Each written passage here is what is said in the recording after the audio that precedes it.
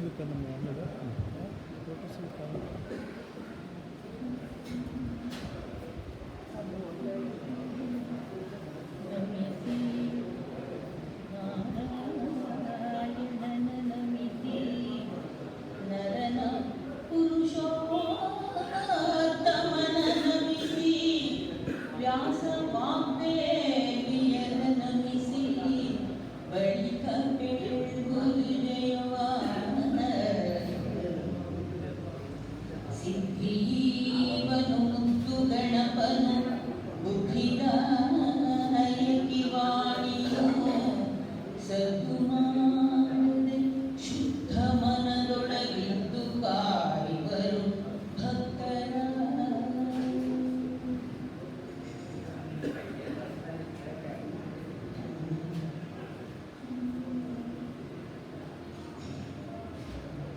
सकल तनुज भुजंग वृंदारक महाभूतादिलोक प्रकरवो सकल तनुज भुजंग वृंदारक महाभूतादिलोक प्रकरवो ಎರಡೊಡ್ಡಾಯ್ತು ಕರ್ಣಾರ್ಜುನರ सकल लोक प्रकरवु ಎರಡೊಡ್ಡಾಯ್ತು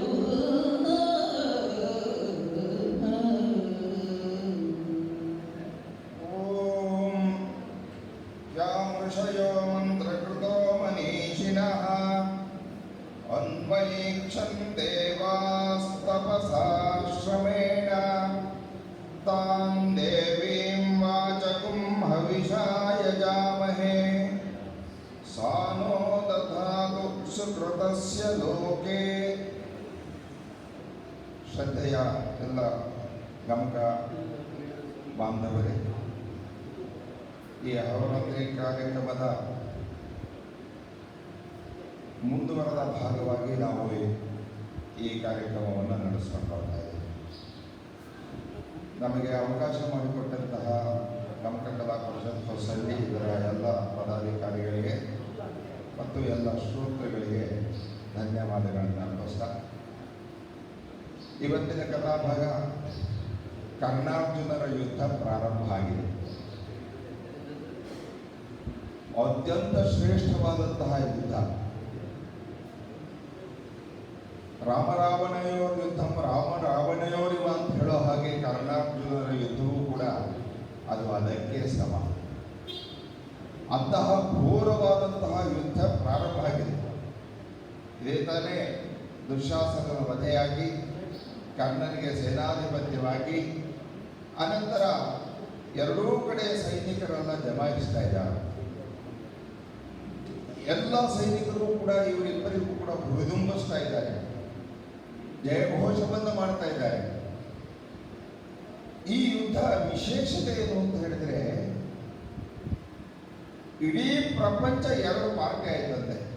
ನಿನ್ನೆ ದತ್ತ ಅವರು ಹೇಳ್ತಾ ಇದ್ರು ಮಹಾಘಟಬಂಧನ್ ಅಂತ. ಅದೇ ಮಹಾಘಟಬಂಧನ್ ಈಗ ಆಗ್ತಾ ಇದೆ. ಇಡೀ ಪ್ರಪಂಚ ಎರಡು ವಿಭಾಗವಾಗಿ ಹೊಡೆಯಿತು.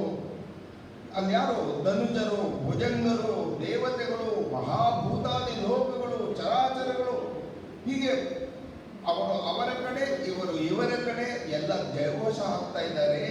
ಇಂತಹ ಸಂದರ್ಭದಲ್ಲಿ ಧೃತರಾಷ್ಟ್ರ ಸಂಜಯನನ್ನು ಕುರಿತು ಕೇಳ್ತಾ ಇದ್ದೇನೆ, ಏನಾಯಿತು ಹೇಳೋ, ಆ ಯುದ್ಧ ಹೇಗೆ ನಡೀತಾ ಇದೆ ಹೇಳು ಅಂತ ಹೇಳ್ತಾ ಇದ್ದಾನೆ. ಹೇಳು ಸಂಜಯ ಕರ್ಣಪ್ಪ ಏನಾಯ್ತು ಹೇಳು, ಚಿತ್ರವಗೆ ಹೇಳುವೆನು, ಕರ್ಣಾಮೃತವೋ ಕರ್ಣವ್ಯಥಾವೋ ಹೇಳು, ಹೇಳು ನೀನು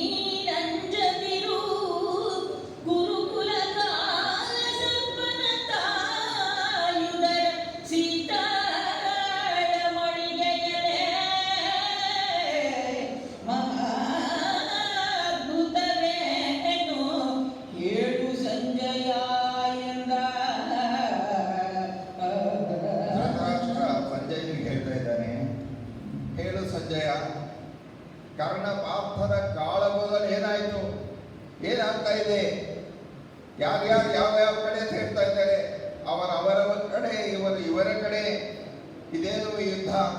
ಕರ್ಣಾಮೃತವೋ, ಕರ್ಣನ ವ್ಯಥೆಯೋ, ಕರ್ಣನ ಸಾವೋ ನಮ್ಮ ಕಡೆ ಮೇಲಾಗ್ತಾ ಇದೆಯೇ, ಅವರ ಕಡೆ ಮೇಲಾಗ್ತಾ ಇದೆಯೇ? ಹೇಳು. ಕರ್ಣಾಮೃತವನ್ನು ಹೇಳು, ಅಥವಾ ಕರ್ಣನ ವ್ಯಥೆಯ ಆ ಯುದ್ಧದ ವಿಚಾರವನ್ನು ಹೇಳು. ನೀನು ಹೆದರಬೇಡ, ಹೇಳು. ಏನು ಹೇಳಿದ್ರು ಕೂಡ ನಾನು ಸ್ವೀಕಾರ ಮಾಡೋದಕ್ಕಿಂತ ಸಿದ್ಧನಾಗಿದ್ದೇನೆ. ಇರೋದನ್ನು ಇರೋ ಹಾಗೆ ಹೇಳು. ಆ ಯಾವ ಉತ್ಪ್ರೇಕ್ಷಣೂ ಬೇಡ, ಏನೂ ಬೇಡ, ಅದನ್ನು ಹೇಳು. ಆ ಗುರುಕುಲ ಕಾಲ ಸರ್ಪನ ತಾಯುದರ ಸೀತಾಳ ಮಳಿಗೆ. ಸೀತಾಳ ಮಳಿಗೆ ಬಗ್ಗೆ ನಮ್ಮ ಪ್ರಸನ್ನ ಅವರು ಒಂದು ಆರ್ಟಿಕಲ್ ಬರೆದಿದ್ರು ಇದರಲ್ಲಿ, ಗಮಕ ಸಂಪದದಲ್ಲಿ. ಈ ಒಂದು ಕಾಲ ಸರ್ಪನ ಉದರ ಇದೆಯಲ್ಲ, ಅತ್ಯಂತ ವಿಶಾಲವಾಗಿರುವಂತಹದ್ದು, ಒಂದು ರೀತಿಯ ದೊಡ್ಡದಾಗಿರುವಂತಹ ಶೈತ್ಯದಿಂದ ಕೂಡಿರುವಂತಹ ಉದರ ಅಂತ ಹೇಳ್ತಾರೆ, ಅಥವಾ ವಿಶಾಲವಾಗಿರುವಂತಹ ಉದರ. ಅದನ್ನು ನಾನು ಸ್ವೀಕಾರ ಮಾಡ್ತೇನೆ, ಅದು ಹೇಳು ಅಂತ ಹೇಳಿ ಇದೇನಾಯಿತು ಅಂತ ಅವನು ವಿಸ್ತಾರವಾಗಿ ಸುಮಾರು ಒಂದು 15 ಶ್ಲೋಕಗಳನ್ನು ಹೇಳ್ತಾ ಇದ್ದಾನೆ. ಇಡೀ ಪ್ರಪಂಚದಲ್ಲಿ ಶಿವ, ಬ್ರಹ್ಮ ಇವರೆಲ್ಲರೂ ಕೂಡ ಆ ಮಹಾಸಭೆಯಲ್ಲಿ ನಡೀತಾ ಇದ್ದಾರೆ. ದೇವತೆಗಳೆಲ್ಲ ಬಂದು ನೆರೆದಿದ್ದಾರೆ ಇವರ ಯುದ್ಧವನ್ನು ನೋಡಬೇಕು. ಯಾವ್ಯಾವ ಕಡೆ? ಒಂದು ಕಡೆ ಒಳ್ಳೆಯ ವಸ್ತುಗಳೆಲ್ಲ, ಶ್ರೇಷ್ಠವಾದ ವಸ್ತುಗಳೆಲ್ಲ ಅರ್ಜುನ ಕಡೆ, ಆದರೆ ಉಳಿದವರೆಲ್ಲ ಕರ್ಣನ ಕಡೆ ಹೇಳ್ತಾ ಇದ್ದಾರೆ.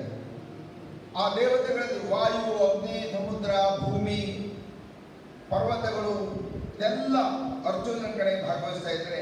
ರಾಶಿ, ನಕ್ಷತ್ರಗಳು, ಆಕಾಶ ಇದೆಲ್ಲ ಕರ್ಣನ ಕಡೆ ಬಾಗಿದೆ. ಸ್ವರ್ಗದ ದೇವತೆಗಳೆಲ್ಲ ಅರ್ಜುನನಿಗೆ ಉಭೆ ಅಂತ ಹೇಳಿದರೆ, ರಾಕ್ಷಸರು, ಯಕ್ಷಸರು ಕರ್ಣನಿಗೆ ಜಯವಾಗಲಿ ಅಂತ ಹೇಳ್ತಾ ಇದ್ದಾರೆ. ಮಂತ್ರ, ಆಖ್ಯಾನ, ವೇದ, ಸ್ಮೃತಿ, ಪುರಾಣ, ಷಷ್ಠಾರ್ಥಗಳು, ಯಜ್ಞಗಳು ಇದೆಲ್ಲ ಅರ್ಜುನನಿಗೆ ಒಳ್ಳೇದಾಗಲಿ ಅಂತ ಹೇಳ್ತಾ ಇದ್ದಾರೆ. ಪಾಠ, ಮಂತ್ರ, ಅಭಿಜಾತಗಳೆಲ್ಲ ಕರ್ಣನಿಗೆ ಗೆಲುವಾಗಲಿ ಅಂತ ಹೇಳ್ತಾ ಇದ್ದಾರೆ. ವಿವಿಧ ರತ್ನಗಳು, ಐಶ್ವರ್ಯಗಳೆಲ್ಲ ಅರ್ಜುನ ಪರವಾದರೆ, ಬೆಳ್ಳಿ ಮೊದಲಾದ ಧಾತುಗಳು ಕರ್ಣನ ಪರವಾಗ್ತಾ ಇದೆ. ಗ್ರಹಗಳಲ್ಲೂ ಕೂಡ 2 ವಿಭಾಗ ಆಗಿದೆ. ರವಿ, ಶನಿ, ಬುಧ, ರಾಹು ಮೊದಲಾದಂತಹ ಗ್ರಹಗಳು ಕರ್ಣನ ಪರವಾಗಿ ಮಾತನಾಡ್ತಾ ಇದ್ರೆ, ಉಳಿದ ಗ್ರಹಗಳೆಲ್ಲ ಅರ್ಜುನ ಕಡೆಯಾಗಿದೆ. ಸರ್ಪಗಳಲ್ಲಿ ಆದಿಶೇಷ, ಕಾರ್ಕೋಟಕ, ತಕ್ಷಕ, ವಾಚುಕಿ ಇವನ ಅರ್ಜುನಿಗೆ ಜಯವಾಗಲಿ ಅಂತ ಕೂಗ್ತಾ ಇದ್ರೆ, ಉಳಿದ ಕ್ರೂರ ಹಾವುಗಳೆಲ್ಲ ಕರ್ಣನಿಗೆ ಜಯವಾಗಲಿ ಅಂತ ಹೇಳ್ತಾ ಇದೆ. ಹಾಗೆ ಪಕ್ಷಿಗಳು, ಪ್ರಾಣಿಗಳು, ಸಿಂಹ, ಖಗಮೃಗ ಮೊದಲಾದವುಗಳೆಲ್ಲ ಅರ್ಜುನ ಪರವಾದರೆ, ಉಳಿದ ಕ್ರೂರ ಪ್ರಾಣಿಗಳು ಕರ್ಣನ ಪರವಾಗಿದೆ. ಹಾಗೆ ನರಿ, ಕಾಳಗೂಡ ಇದೆಲ್ಲ ಕರ್ಣನ ಪರವಾಗಿದೆ.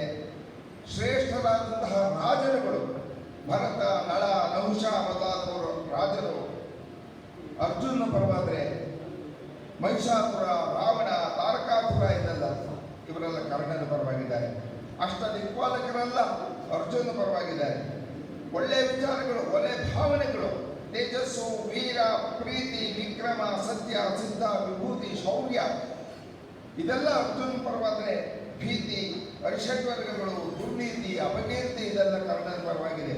ಹೀಗೆ ಭೃಗು, ವಸಿಷ್ಠ, ಅಂಗಿರಥ ಮೊದಲಾದ ಮಹರ್ಷಿಗಳೆಲ್ಲ ಅರ್ಜುನ ಪರವಾಗಿದ್ದರೆ, ಪುಲಸ್ತ್ಯ, ಮರೀಚಿ, ವಿಶ್ವಾಮಿತ್ರ, ಗೌತಮ ಇವರೆಲ್ಲ ಕರ್ಣನ ಪರವಾಗಿದ್ದಾರೆ. ಒಂದು ರೀತಿಯಲ್ಲಿ ಇಡೀ ಭಾರತ ದೇಶ, ಇಡೀ ಪ್ರಪಂಚ ಆ ಚತುರ್ದಶ ಭುವನ ಸಂಕ್ಷೋಭವಾಯಿತು ಅಂತ ಹೇಳ್ತಾ ಇದ್ದಾರೆ. ಎಲ್ಲ ಕಡೆಯಲ್ಲೂ ಕ್ಷೋಭೆ ಆಗ್ತಾ ಇದೆ. ಒಬ್ಬೊಬ್ಬರು ಒಂದೊಂದು ಪರ. ಈಗ ಆ ಮಹಾಗಠಬಂಧನ್ನಲ್ಲಿ ಎಲ್ಲಿಗೆ ಹೋದ್ರೆ ಅಲ್ಲಿ ಮೋದಿ ಮೋದಿ ಮೋದಿ ಮೋದಿ ಅಂತ ಕೂಗ್ತಾ ಇದ್ರೆ, ಇನ್ನೊಂದು ಕಡೆ ಮಹಾಗಠಬಂಧನ್ ಅಲ್ಲಿ ಯಾವುದು ಅವರಿಗೆ ನೇತಾರರು ಆ ರೀತಿ ಕೂಗ್ತಾ ಇದ್ದಾರಂತೆ. ಈ ಮಹಾಗಠಬಂಧನ ರೀತಿಯಲ್ಲಿ ಅರ್ಜುನ ಅರ್ಜುನ ಅರ್ಜುನ ಅರ್ಜುನ ಅಂತೆಲ್ಲ ಕೂಗ್ತಾ ಇದ್ದಾರೆ. ಇನ್ನೊಂದು ಕಡೆ ಕರ್ಣ ಕರ್ಣ ಕರ್ಣ ಕರ್ಣ ಅಂತ ಕೂಗ್ತಾ ಇದ್ದಾರೆ. ಹೀಗೆ ಈ ಇಡೀ ಆ ಪ್ರಪಂಚವೇ ಇದ್ದಂಡವಾಯಿತು, 2 ವಿಭಾಗವಾಯಿತು. ಅವರವರ ಭಾವಕ್ಕೆ, ಅವರವರ ಭಾವನೆಗಳಿಗೆ, ಅವರವರ ಒಂದು ವಿಚಾರಗಳಿಗೆ ತಕ್ಕಂತೆ ಲೋಕದಲ್ಲಿ ಕರ್ಣಾರ್ಜುನರ ಅಲ್ಲಿ ಅವರ ಭಾವನೆಗೆ ತಕ್ಕಂತೆ ವಿಭಾಗವಾಯಿತು. ಹಾಗೆಯೇ ಅರಸ ಕೇಳು ಅಂತ ಮುಂದುವರಿಸ್ತಾ ಇದ್ದಾನೆ ಸಂಜಯ. ಅರಸ ಕೇಳೈ ಚಕ್ರ ಸೂರ್ಯರ ಮರುಳುತನೋ ಮೇಣು ಮಧ್ಯಾಚರಣೆಗಳ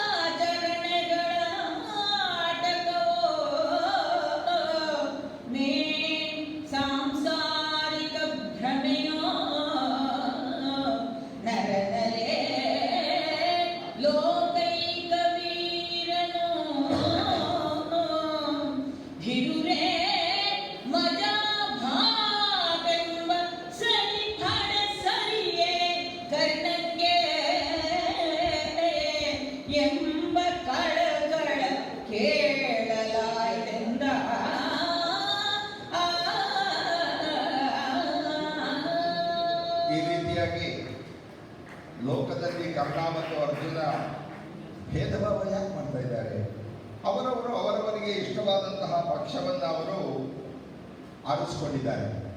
ಅರ್ಜುನ ವಿಖ್ಯಾತನಲ್ಲವೇ? ಕರ್ಣ ಪರಾಕ್ರಮಿಯಲ್ಲವೇ? ಅರ್ಜುನ ಸಾಮಾನ್ಯನೇ? ಹೀಗೆ ದೇವತೆಗಳು, ಭುಜಂಗರು ಮತ್ತೆ ಎಲ್ಲರೂ ಕೂಡ ಪ್ರಪಂಚದಲ್ಲಿರುವಂತಹ ಚರಾಚರ ವಸ್ತುಗಳು ಕೂಡ ಎರಡು ವಿಭಾಗ ಆಗ್ಬಿಟ್ಟಿದೆ. ಇಷ್ಟವಾದಂತಹ ಪಂಗಡವನ್ನು ಆಯ್ಕೆ ಮಾಡಿಕೊಳ್ಳುವಂತಹ ಸ್ವಾತಂತ್ರ್ಯ ಅವರಿಗಿದೆ. ಅದರಲ್ಲಿ ಆಶ್ಚರ್ಯ ಏನೂ ಇಲ್ಲ. ಆದರೆ ಇದೇನು ಅರಸ ಕೇಳು, ಶಕ್ರ ಸೂರ್ಯರ ಮರುಳುತನವೋ ಇದು? ಇದೇನು ಹುಚ್ಚುತನವೋ? ಶಕ್ರ ಇಂದ್ರ, ಸೂರ್ಯ ಅರ್ಜುನ ಇಂದ್ರನ ಮಗ, ಕರ್ಣ ಸೂರ್ಯನ ಮಗ. ಇದೇನು ಅವರ ಮರುಳುತನವೋ ಅಥವಾ ಮರ್ತ್ಯಾಚರಣೆಯ ನಾಟಕನೋ ಇದು? ಅಥವಾ ಮನುಷ್ಯರ ಆಚರಣೆ ನಾಟಕನೋ ಇದು? ಇದೆಲ್ಲ ವಿಭಾಗ ಆಗ್ಬಿಟ್ಟಿದೆಯಲ್ಲ. ಇಬ್ಬರು ಯುದ್ಧಕ್ಕೆ ಬಂದಿದ್ದಾರಲ್ಲ, ಯೋಗೈಕ ವೀರರು ಕಣ ಅವರು. ಒಬ್ಬೊಬ್ಬರು ಒಂದೊಂದು ರೀತಿಯಾಗಿ ಹೇಳ್ತಾ ಇದ್ದಾರೆ. ಭಲೇ ಕರ್ಣ ಅಂತ ಹೇಳಿದ್ರೆ ಅರ್ಜುನಿಗೆ ಜಯವಾಗಲಿ ಅಂತ ಹೋಗ್ತಾ ಇದ್ದಾರೆ. ಇದು ಇಲ್ಲಿಗೆ ಬಿಡಲಿಲ್ಲ, ಇದು ಇನ್ನೂ ಮುಂದುವರೆದು ಇದು ಏನಾಯ್ತು? ಇದು ಅರ್ಜುನ ಈ ಕರ್ಣನಿಗೆ ಸಮಾನನೇ ಅಂತ ಒಬ್ಬ ಹೇಳಿದರೆ, ಕರ್ಣನಿಗೆ ಏನ್ರಿ ಅವನು ಅರ್ಜುನಿಗೆ ಸಮಾನ, ಕರ್ಣನೇ ಗೆಲ್ತಾನೆ ಅಂತ ಒಬ್ಬರು ಹೇಳಿದ್ದಾರೆ. ಅರ್ಜುನ ಖಂಡಿತ ಗೆಲ್ತಾನೆ. ಧರ್ಮದ ಪಕ್ಷಪಾತಿಯಾಗಿ ಕೆಲವರು, ಅಧರ್ಮದ ಪಕ್ಷಪಾತಿಯಾಗಿ ಕೆಲವರು, ಹೀಗೆ ಈ ದಂಡವಾಗಿದೆ. ಈ ರೀತಿಯಾಗಿ ಈ ಜಗತ್ತಿನಲ್ಲಿ ಎರಡು ವಿಭಾಗ ಆದಾಗ ಇದು ಇಲ್ಲಿಗೆ ನಿಲ್ಲಿಲ್ಲ.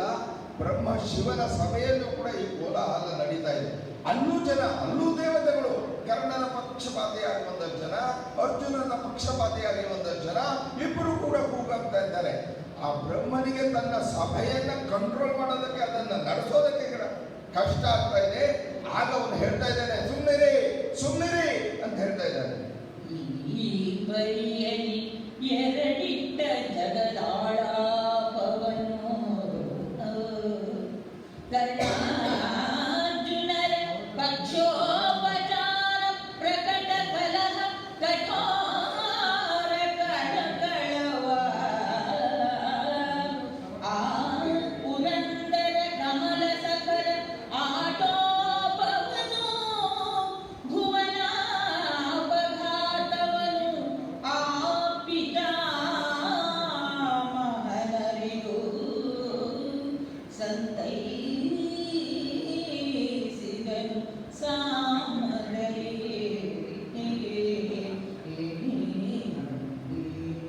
ಈ ಬರಿಯಲ್ಲಿ ಅಡಿಯಿಟ್ಟಂತಹ ಜಗದಾಳಾಪವನ್ನ ಇಡೀ ಜಗತ್ತಿನಲ್ಲಿ ಎರಡು ವಿಭಾಗ ಆಗಿದೆ. ಎಲ್ಲರೂ ಕೂಡ ಕೂಗ್ತಾ ಇದ್ದಾರೆ. ಈ ಕರ್ಣಾರ್ಜುನರ ಪಕ್ಷೋಪಚಾರ ಪ್ರಕಟ ಕಲಹ ಕಠೋರ ಕಳವಳವನ್ನು ಕೊಡ್ತಾ ಇದ್ದಾರೆ. ಕರ್ಣನ ಪರವಾಗಿ, ಅರ್ಜುನನ ಪರವಾಗಿ ಇರುವಂತಹ ಈ ಕಠೋರವಾದಂತಹ ಆ ಕಳವಳವನ್ನು ಕಂಡು ಬ್ರಹ್ಮನಿಗೂ ಕೂಡ ಒಂದು ಹೆದರಿಕೆ ಆಗ್ಬಿಟ್ಟಿದೆ. ಏನಿದು ಈ ರೀತಿ ಹೊಡೆದಾಡ್ತಾ ಇದ್ದಾರಲ್ಲ, ಇದಾಗ್ತಾ ಇದ್ದ, ಏನಾಗ್ಬಹುದು, ಏನು ಆಘಾತ ಆಗ್ಬಹುದು, ಏನು ಅಪಘಾತ ಆಗ್ಬಹುದು ಅಂತ ಪಿತಾಮಹ ಎಲ್ಲ ಸುಮ್ಮನಿರಿ ಇಲ್ಲ ಎಲ್ಲರನ್ನು ಕೂಡ ಸಾಮದಲ್ಲಿ ಸಂತೈಸಿದನು ಪಿತಾಮಹನು. ಎಲ್ಲರನ್ನು ಕೂಡ ಸಮಾಧಾನ ಮಾಡ್ತಾ ಇದ್ದಾನೆ. ಆ ಬ್ರಹ್ಮ ಸಭೆಯಲ್ಲಿ ಕೂಡ ಎಲ್ಲರೂ ಅವರವರ ಜಾಗದಲ್ಲಿ ಕುಳಿತುಕೊಳ್ತಾ ಇದ್ದಾರೆ. ಆಗ ಅರಸ ಚಿತ್ತೈಸು ಉಭಯ ಬಲ ಉಬ್ಬರದ ಬಹುವಿಧ ವಾದ್ಯದ ಬಲ ಉಬ್ಬರವ ಮುಕ್ಕಳಿಸಿತು ಪಾಠಕನಿಗರ ನಿರ್ಘೋಷ ಸುರನ ಕಳಕಳವು ಈ ಧ್ವನಿಯನ್ನುತ್ತರಿಸಿತು. ಈ ಬಲು ಭಜ ಭಜವ ನಡತರದೊಳಿತಿತು ಕರ್ಣಪಾರ್ಥರ ಚಾಪಟಂಕಾರ.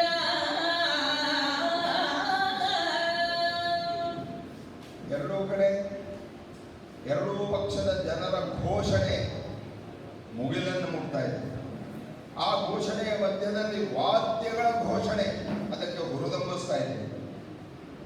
ಆಕಾಶದಲ್ಲಿ ದೇವತೆಗಳ ಜಯಘೋಷ ಅದನ್ನು ಮೀರಿಸ್ತಾ ಇದೆ. ಇದರ ಮಧ್ಯದಲ್ಲಿ ಕರ್ಣ ಮತ್ತು ಅರ್ಜುನ ಇಬ್ಬರು ಕೂಡ ರಥದಲ್ಲಿ ಪರಸ್ಪರ ಮುಖಾಮುಖಿಯಾಗೋದಕ್ಕೆ ಬರ್ತಾ ಇದ್ದಾರೆ. ಅವರು ಒಂದು ಸಲ ಅವರ ಬಿಲ್ಲಿನ ಠೇಂಕಾರವನ್ನು ಮಾಡ್ತಾ ಇದ್ದಾರೆ. ಆ ಠೇಂಕಾರ ಈ ಎಲ್ಲ ಸತ್ತುಗಳನ್ನು ಕೂಡ ಅಡಗಿಸ್ತಾ ಇದ್ದಾರೆ. ಒಂದು ಕಡೆ ಜನರ ಘೋಷಣೆ ಇದ್ರೆ ಜನರ ಘೋಷಣೆಯನ್ನು ಮೀರಿಸುವಂತಹ ಘೋಷಣೆ ವಾದ್ಯಗಳ ಘೋಷಣೆ. ಪಡವ, ಆನಕ, ಗೋಮುಖ ಮೊದಲಾದಂತಹ ವಾದ್ಯಗಳು ಜನರ ಘೋಷಣೆಯನ್ನು ಮೀರಿಸ್ತಾ ಇದೆಯಂತೆ. ಆ ಜನರ ಘೋಷಣೆಯನ್ನು ಮೀರಿಸುವಂತಹ ದೇವತೆಗಳ ಘೋಷಣೆ, ಜಯಘೋಷ, ಅದಕ್ಕಿಂತ ದೊಡ್ಡದಾಗಿದೆಯಂತೆ. ಎಲ್ಲ ಶಬ್ದಗಳನ್ನು ಕೂಡ ಮೀರಿಸುವಂತಹ ಇನ್ನೊಂದು ಧ್ವನಿಯನ್ನು ಹೊರಗುಂತಾ ಇದೆ.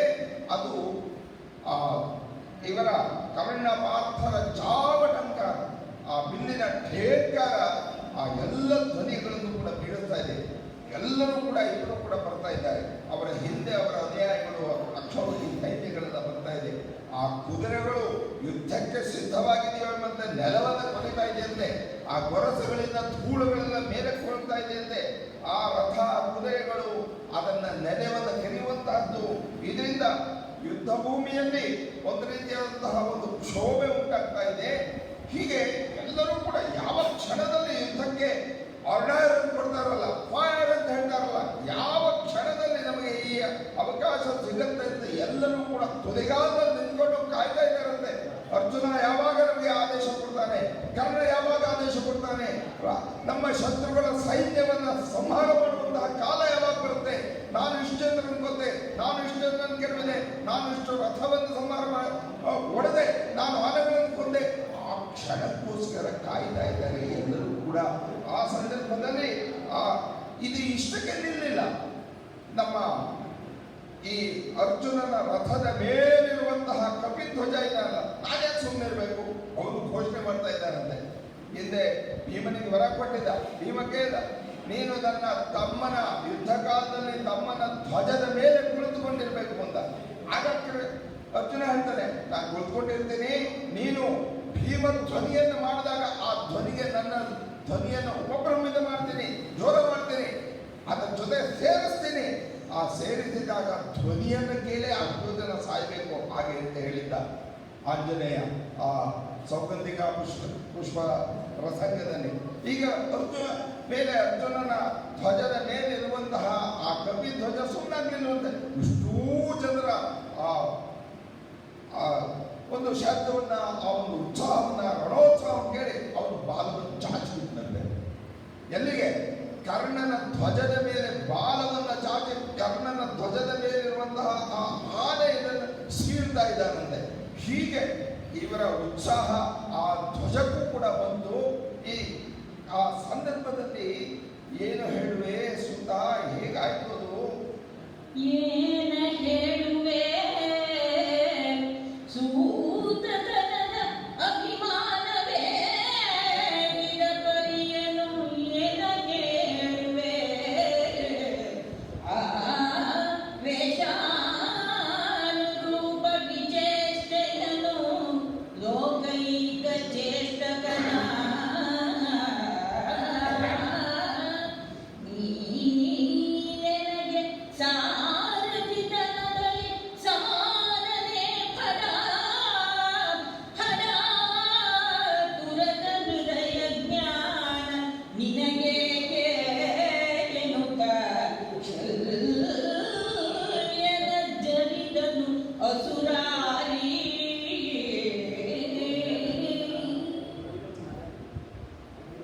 ಇದು ಕೇವಲ ಆ ಧ್ವಜದಲ್ಲಿ ಕುಳಿತಿರುವಂತಹ ಕಪಿಗೆ ಅಷ್ಟೇ ಸೀಮಿತವಾಗಲಿಲ್ಲ. ಅರ್ಜುನನ ಮುಂದೆ ಕುಳಿತಿರುವಂತಹ ಜಗನ್ನಾಟಕ ಸೂತ್ರಧಾರಿ ಕೃಷ್ಣನಿಗೂ ಕೂಡ ಒಂಥರ ಉತ್ಸಾಹ ಬಂದರು. ಆ ಸೂತತನಕ್ಕೆ ಉಚಿತವಾದಂತಹ ವೇಷವನ್ನು ಹಾಕೊಂಡಿದ್ದಾನೆ ಅವನು. ಆ ವೇಷ, ಆ ಅಭಿಮಾನ ಅವನನ್ನು ಕೂಡ ಉಕ್ಕೇರಿಬಿಟ್ಟಂತೆ. ಅವನು ಜಗನ್ನಾಟಕ ಸೂತ್ರಧಾರಿ. ಅವನು ಕರ್ಣನ ಸಾರಥಿಯನ್ನು ಮೂದಲಿಸ್ತಾ ಇದ್ದಾನೆ. ಕರ್ಣನ ಸಾರಥಿಯನ್ನು ಕುರಿತು ಹೇಳ್ತಾ ಇದ್ದಾನೆ, ನೀ ನನಗೆ ಸಾರಥಿತನದಲ್ಲಿ ಸಮಾನನೇ ಫಲ. ಹೋಗೋ, ನೀನು ಯಾವ ಸೀಮೆ ಸಾರಥಿನೋ, ನನಗೆ ಸಮಾನನ ನೀನು. ಯಾವ ಸಾರಥ್ಯ ಇದೆ, ಯಾವ ಅಶ್ವಹೃದಯ ನಿನಗೆ ಗೊತ್ತಿದೆ, ಏನೋ ಬಂದಿದೆಯಾ ನೀನು ಇಲ್ಲಿ? ಈ ದುರ್ಗ ಹೃದಯದ ಜ್ಞಾನ, ಈ ಅಶ್ವಹೃದಯದ ಜ್ಞಾನ ನಿನಗೇಕೆ? ಯಾಕೆ ಬಂದಿದೀಯಾ? ಹೋಗು ನೀನು. ನನಗೆ ಎಲ್ಲಿಯ ಸಮಾನ ನೀನು? ಯಾವ ರೀತಿ ನೀನು ಸಮಾನ ಆಗ್ತೀಯಾ ನೀನು ಅಂತ ಕೃಷ್ಣ ಶಲ್ಯನನ್ನ ಜರಿತಾ ಇದ್ರೆ ಶಲ್ಯ ಹೇಳ್ತಾ ಇದ್ದಾನೆ, ಅಗಡ ಗೋರಕ್ಷಕನೇ ಪಶುಪಾಲಕರ ಮಕ್ಕಳು ಅಶ್ವಲಯ ಪ್ರಕಟ ವಿಜ್ಞಾನಂಗಳುದಿಸಿದರೆ ವಿಶೇಷವಲ ವಿಕರಾಳವಿದನು ಎತ್ತವಲ್ಲವೋ ಸಕಲ ಗುಣ ಸರ್ವಜ್ಞ ಸಕಲ ಗುಣ ಸರ್ವಜ್ಞ ನಿನಗೆ ಈ ಬಟ ವಿಡಂಬನವೇಗೆ ಎನ್ನುತ್ತ ಮೂದಲಿಸಿದನು ಶಲ್ಯ.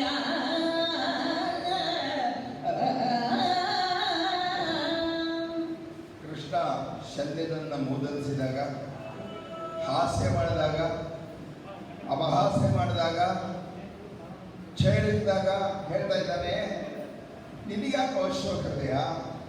ಯಾವ ಸೀಮೆ ಸಮಾನನು ನೀನು ನನಗೆ? ಯಾವ ರೀತಿಯಲ್ಲಿ ಸಮಾನನು ನೀನು?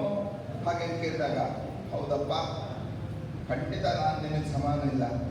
ನೀನು ದನ ಕಾಯೋನು. ದನ ಕಾಯೋನು ಬಂದು ಕೈಯಲ್ಲಿ ಬಾಕ್ಮನ್ನು ಹಿಡ್ಕೊಂಡು ಒಂದು ಚಾವಟಿಯನ್ನು ಹಿಡ್ಕೊಂಡು ಬಂದು ದನನ ಹೊಡ್ಕೊಂಡು ಹೋಗ್ಬೇಕು ನೀನು, ಕೋಲನ್ನು ಹಿಡ್ಕೊಂಡು. ಅಂತಹ ನೀನು ಅರ್ಜುನನ ರಥದ ಮುಂದೆ ಸಾರಥಿ ಅಂತ ಅಂದ್ಕೊಳ್ತಾ ಇದೆಯಾ? ನಿಮಗೆ ತಾನೇ ಅಶ್ವಕೃತೆ ಎಲ್ಲ ಬಂದಿರುವಂತಹದ್ದು. ಆ ಗೋರಕ್ಷಕನೇ ಪಶುಪಾಲಕರ ಮಕ್ಕಳನ್ನು ಅಶ್ವಕೃತೆಯ ಪ್ರಕಟವಾಗ್ತಾ ಇದೆ ಅಂತ. ದನ ಕಾಯೋರ ಮಕ್ಕಳಲ್ಲಿ ಅಶ್ವಕೃತೆಯ ಪ್ರಕಟ ಆಗ್ತಾ ಇದೆ ಅಂತ ಹೇಳಿದ್ರೆ ನಾನು ಏನು ಹೇಳಲಿ? ನಿಜವಾಗಿಯೂ ಕೂಡ ಇದೊಂದು ವಿಡಂಬನೆಯೇ ಹೌದು. ನೀನು ಸಕಲ ಗುಣ ಸರ್ವಜ್ಞ.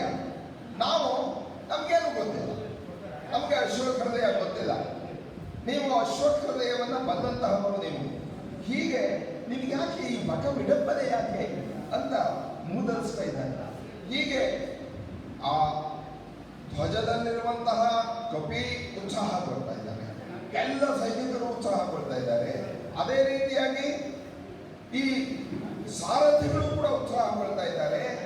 ಈಗ ಯುದ್ಧಕ್ಕೆ ಮುಖಾಮುಖಿ ಆಗಬೇಕು. ಆಗುವಂತಹ ಸಂದರ್ಭದಲ್ಲಿ ಕೃಷ್ಣ, ಕರ್ಣ ಮತ್ತು ಅರ್ಜುನರು ಎದುರಾಗಿ ಬರ್ತಾ ಇದ್ದಾರೆ. ಅಂತಹ ಸಂದರ್ಭದಲ್ಲಿ ಇಬ್ಬರು ಕೂಡ ಬಿಲ್ಲಿನ ಠೇಂಕಾರವನ್ನು ಮಾಡ್ತಾ ಇದ್ದಾರೆ. ಅದು ಆ ವೇದವನ್ನ ಪ್ರಾರಂಭ ಮಾಡೋದಕ್ಕೆ ಓಂಕಾರವೋ ಎಂಬಂತೆ. ಓಂ ಇತಿ ಬ್ರಹ್ಮ, ಓಂಕಾರದಿಂದಲೇ ನಾವು ಎಲ್ಲ ಮಂತ್ರಗಳನ್ನು ಕೂಡ ಪ್ರಾರಂಭ ಮಾಡ್ತೀವಲ್ಲ, ಆ ರೀತಿಯಾಗಿ ಓಂಕಾರವೋ ಈ ಬಿಲ್ಲು ವಿದ್ಯೆಗೆ, ಈ ಕದನ ಉಪಕ್ರಮಗಳು ಓಂಕಾರವಾಯಿತು. ಕಾರ್ಮುಕ ಸ್ವಾಧ್ಯಾಯ ವಿಸ್ತರಿಗೆ, ಈ ಕಾರ್ಮುಕ ಸ್ವದ ಈ ಯುದ್ಧಕ್ಕೆ ಇದೊಂದು ಆ ಯುದ್ಧದ ವಿಸ್ತಾರಕ್ಕೆ ಆ ಢೇಂಕಾರ, ಆ ಬಿಲ್ಲಿನ ಛೇಂಕಾರ, ಬಿಲ್ಲಿನ ಧ್ವನಿ ಆ ಉಪಕ್ರಮವಾಯಿತು. ಹೀಗೆ ನಾನಾ ವಿಧವಾದಂತಹ ಬಾಣಗಳು ಆ ಕರ್ಣಪಾರ್ಥರ ಉದಾರ ಸಮರಾರಂಭ ಈಗ ಜಗತ್ರಯವನ್ನೇ ಕೂಡ ಮೂರು ಲೋಕವನ್ನು ಕೂಡ ನಡುಗಿಸಿಬಿಡ್ತಾ ಇದೆಯಂತೆ. ಅಂತಹ ಸಂದರ್ಭದಲ್ಲಿ ಇಬ್ಬರು ಮುಖಾಮುಖಿಯಾದಾಗ ಅರ್ಜುನ ಕರ್ಣನನ್ನು ಕುರಿತು ಹೇಳ್ತಾ ಇದ್ದಾನೆ, ಸೂತ ಜಾತಿಯೊಳು ಈ ಧನುರ್ವೇದಾತಿಶಯ ಎಂದಾಯ್ತು, ಪಾರ್ಥಿವ ಜಾತಿಯ ಅಧ್ಯಾಪನ ವಿಧಾನ ನಿಯೋಗವಾವನದು, ತುಮಧರೆ ಸಲೀರಿಸಾದಡೆ ಸೂತನಂದನಾಯನುತ ಬಾಣಪುರಾತದಲ್ಲಿ ಒದಿಸಿದನು, ಕರ್ಣನ ರಥವನು ಆ ಪಾರ್ಥ ಬಾಣಪುರಾತದಲ್ಲಿ ಒದಿಸಿದನು. ಅರ್ಜುನ ಕರ್ಣನನ್ನು ಕುರಿತು ಮೂದಲಿಸ್ತಾ ಇದ್ದಾನೆ. ಕರ್ಣ, ನಿನ್ನ ಜಾತಿ ಯಾವುದೋ? ಸೂತ ಜಾತಿಯಲ್ಲಿ ಈ ಧನುರ್ವೇದ ಯಾರು ಹೇಳ್ಕೊಟ್ರಪ್ಪ? ಯಾರು ನಿನ್ನ ಗುರುಗಳು? ಯಾರು ನಿನಗೆ ಅಧ್ಯಾಪನವನ್ನು ಮಾಡ್ತಿದ್ದಂಥವರು? ಈ ಜಾತಿಗೆ ಯಾವುದು ಬೇಕೋ ಅದು, ಯಾವುದನ್ನು ಕಲಿಬೇಕೋ ಅದನ್ನು ಕಲಿಬೇಕು. ಅದನ್ನು ಬಿಟ್ಟು ಬೇರೆ ಕ್ಷತ್ರಿಯರ ಒಂದು ವಿದ್ಯೆಯನ್ನು ನೀವು ಕಲಿಯಕ್ಕೆ ಹೋದರೆ ಎಲ್ಲಿ ನಿನಗೆ ಸಿದ್ಧಿ ಆಗುತ್ತೆ? ಕೂತು ಭಜರೆ ಸೈರಿಸು ನೋಡು, ಈ ಬಾಣದ ರುಚಿಯನ್ನು ನೋಡು, ಶಾಬಾಷ್ ಅಂತ ಹೇಳ್ಬಿಟ್ಟು ನೀನು ನನ್ನ ಈ ಬಾಣದ ಒಂದು ನೋವನ್ನು ನೀನು ತಡ್ಕೊಳ್ಳೋದ, ಬಾಣದ ಗುರಿಯನ್ನು ತೆಗೆದುಕೊಳ್ಳೋದಕ್ಕಾಗತ್ತೆ, ಈ ಬಾಣದ ಹೊಡೆತವನ್ನು ತೆಗೆದುಕೊಳ್ಳೋದಕ್ಕಾಗತ್ತೆ, ಶಕ್ಯವಾದರೆ ಸೈರಿಸು ಅಂತ ಹೇಳ್ದ ಅರ್ಜುನ ಕರ್ಣನ ಮೇಲೆ ಹೊದಿಸಿದನು. ಆ ಬಾಣವು ಬಾಣವನ್ನು ಮುಗ್ತಾ ಇದ್ದಾನಂತೆ. ಆ ಅರ್ಜುನ ಕರ್ಣನ ಮೇಲೆ ಬಾಣಗಳನ್ನೆಲ್ಲ ಬಿಡ್ತಾ ಇದ್ದಾನೆ. ಆಗ ಕರ್ಣ ಹೇಳ್ತಾ ಇದ್ದಾನೆ, ಅರ್ಜುನನ ಬಾಣಗಳನ್ನೆಲ್ಲ ಬೆಳೆದು ಬಿಟ್ಟು ಹರೆಗಡಿದನ ಕ್ಷಣದೊಳು ಆತನ ಶರವನು ಹರೆಗಡಿದನು. ಎಲವೋ ಪಾರ್ಥ, ನಿಮ್ಮೈವರಿಗೆ ಜನಕನು ಪಾಂಡು, ನೀವು ಅಧ್ಯಯನ ಯೋಗ್ಯರಲ. ಧರೆಯೊಳು ಅಗ್ಗದ ರಾಜಸೂಯಾಧ್ವರಕ್ಕೆ ಪತ್ನಿಯೋ ಯೋಗ್ಯ. ಯಜಮಾನರುಗಳೈ ನೀವು ಏನ ಹೇಳುವೆವು ಎನ್ನುತ್ತ ತೆಗೆದೆಚ್ಚ ಕರ್ಣ. ಆನಂತರ ತೊಂಸುಂಡ ಅಂದ. ಅವರು ಇವರನ್ನು ಬಯೋದು, ಇವರು ಅವರನ್ನು ಬಯೋದು. ಈ ವೈಯಕ್ತಿಕ ನೆಲೆಯಲ್ಲಿ ದೂಷಣೆಗಳು ಪ್ರಾರಂಭ ಆಗಿಬಿಡುತ್ತೆ. ಅರ್ಜುನ ಬಿಟ್ಟಂತಹ ಬಾಣವನ್ನ ಕ್ಷಣದಲ್ಲಿ ಅದನ್ನೆಲ್ಲ ನುಚ್ಚು ನೂರು ಮಾಡ್ತಾನೆ, ಕತ್ತರಿಸಿ ಹಾಕ್ತಾನೆ. ಅನಂತರ ಎಲ್ಲವೋ ಪಾರ್ಥ, ಇವನು ಕೂಡ ಕರ್ಣನು ಕೂಡ ಅರ್ಜುನನನ್ನು ಮೂದಲಿಸ್ತಾ ಇದ್ದಾನೆ. ಎಲ್ಲವೋ ಪಾರ್ಥ, ನಿಮ್ಮೈವರಿಗೆ ಜನಕನು ಪಾಂಡು. ನಿನ್ನ ತಂದೆ ಯಾರು? ಪಾಂಡು ಮಹಾರಾಜ. ಅವರಿಗೆ ನೀವು ಶ್ರೇಷ್ಠ ವಂಶದಲ್ಲಿ ಹುಟ್ಟಿದಂಥವರು, ನೀವು ಅಧ್ಯಯನ ಯೋಗ್ಯರು, ನೀವು ಬಿಲ್ಲು ವಿದ್ಯೆಗೆ ಅರ್ಹರಾದಂತಹ ವ್ಯಕ್ತಿಗಳು, ನೀವು ಈ ಭೂಮಿಯಲ್ಲಿ ರಾಜಸೂಯ ಯಾಗವನ್ನು ಮಾಡಿದಂಥವರು, ಹೌದಲ್ವೋ? ಅಂತಹ ರಾಜಸೂಯ ಯಾಗ ಮಾಡಿದಂತಹ ಸಂದರ್ಭದಲ್ಲಿ ಆ ದೀಕ್ಷೆಯನ್ನ ನಿಮ್ಮ ಪತ್ನಿಯನ್ನಾಗಿ ಸ್ವೀಕಾರ ಮಾಡಿದಂತಹವರು ಯಾರು? ದ್ರೌಪದಿ. 5 ಜನರಿಗೆ ಪತ್ನಿಯಾದಂಥವರು. ಇದು ಶಾಸ್ತ್ರ ಸಂಬಂಧವೇ? ಇದೇನಿದು? 5 ಜನ ಗಂಡಂದರಿಗೆ ಒಬ್ಬಳೇ ಪತ್ನಿ, ಅವಳು ರಾಜಸೂಯಾಗದ ಆ ದ್ರೌಪದಿ ನಿಮ್ಮ ಪತ್ನಿ. ಹೀಗೆ ನೀವು 5 ಜನ ಯಜಮಾನರು ವೈಯಕ್ತಿಕ ನೆಲೆಯಲ್ಲಿ ಟೀಕೆಯನ್ನು ಮಾಡೋದಕ್ಕೆ ಪ್ರಾರಂಭ ಮಾಡಿದಾಗ ಅರ್ಜುನಿಗೂ ಕೂಡ ಬೇಜಾರಾಗತ್ತೆ. ಓಹೋ, ಸೂಳೆಯ ಬಾಯಿನಲ್ಲಿ ಸಾಮಗಾನ ಬಂದಂತೆ ಅಂತ ಅವನು ಹೇಳ್ತಾನೆ. ಒಂದು ಮುದಿಗೂಬೆ ಸೂರ್ಯನ ಬೆಳಕನ್ನು ಇಷ್ಟಪಡೋದಿಲ್ಲ. ಹೀಗೆ ಚೊಳ್ಳು ಮಾತುಗಳನ್ನಾಡಿ ಏನು ಪ್ರಯೋಜನ? ಬಿಡು. ಅರ್ಜುನ ಪುನಃ ಬಾಣಗಳನ್ನು ಕರ್ಣನ ಮೇಲೆ ಬಿಡ್ತಾ ಇದ್ದಾನೆ. ಆ ಬಾಣಗಳನ್ನೆಲ್ಲ ಕತ್ತರಿಸ್ತಾ ಇದ್ದಾನೆ ಕರ್ಣ. ಅರ್ಜುನನ ಹೆಸರ ಬಾಣಗಳನ್ನ ಈತನ ಕಳೆದು ಬಿಟ್ಟು, ಕೊಳ್ಳು ಮಾತಿನ ಹೋತದ ಅರಿಹಿಗಳಿ ಇವರು ಉಪಾಧ್ಯಾಯ, ನಾವು ಸೂಳೆ. ಯಾವುದೋ ಒಂದು ಹೋತನನ್ನು ಕಳೆದು ಬಿಟ್ರೆ ಶ್ರೇಷ್ಠರಾದಂತಹ ಧನುರ್ಧಾರಿಗಳು, ನಾವು ಸೂಳೆಯರು, ಪರವಾಗಿಲ್ಲ. ಆದರೆ ನೀನು ಏತಕ್ಕೆ ಈ ಬಳೆ ಕೈಗೆ ಬಿರು ಹಿಮಿ, ಏತಕ್ಕೆ ಈ ಜೊಲ್ಲು ಹಕ್ಕೆ ಚಂದನ? ಅವನ ಹಿಂದಿನ ಆ ಒಂದು ಶಾಪ ಬಂದಂತಹ ಸಂದರ್ಭದಲ್ಲಿ, ಅಜ್ಞಾತವಾದ ಸಂದರ್ಭದಲ್ಲಿ ನೀನು ಇದೆಯಲ್ಲ, ಡ್ಯಾನ್ಸ್ ಮಾಸ್ಟರ್ ಆಗಿದೆಯಲ್ಲ, ಒಂದು ಸೀರೆಯನ್ನು ಉಟ್ಕೊಂಡಿದೆಯಲ್ಲ, ಕೈ ತುಂಬ ಬಳೆಯನ್ನು ಇಟ್ಕೊಂಡಿದೆಯಲ್ಲ, ಕಾಲಿಗೆ ಗೆಜ್ಜೆಯನ್ನು ಕೊಟ್ಕೊಂಡಿದೆಯಲ್ಲ, ಇದೆಲ್ಲ ಅಂತಹ ನಿನಗೆ ಈಗ ಇದೆಲ್ಲ ಬಂದಿದೆ. ಇದೇನಿದು? ನಾವು ಸೂಳೆ. ಹೌದು, ನೀವು ಯಾವುದೋ ಒಂದು ಹೋದನ್ನು ಕೊಂದ್ಬಿಟ್ಟು ನಾವು ದೊಡ್ಡದಾಗಿ ಮಹಾಪರಾಕ್ರಮಿ ಅಂತ ಅಂದ್ಕೊಳ್ತಾ ಇದೆಯಲ್ಲ, ಇದೇನು ಅಂತೇಳಿ ವೈಯಕ್ತಿಕ ನೆಲೆಯಲ್ಲಿ ದೂಷಣೆಗಳು ಪ್ರಾರಂಭ ಆಗಿಬಿಡುತ್ತೆ. ಈಗಲೂ ಕೂಡ ಹಾಗೆ ಆಗ್ತಾ ಇದೆ ನಮ್ಮ ರಾಜಕೀಯದಲ್ಲಿ. ಎಲ್ಲ ವೈಯಕ್ತಿಕ ನೆಲೆಯಲ್ಲಿ ಆ ದೂಷಣೆಗಳನ್ನು ಪ್ರಾರಂಭ ಆಗ್ತಾ ಇದ್ದಾಗ ಆಗ ಅವನು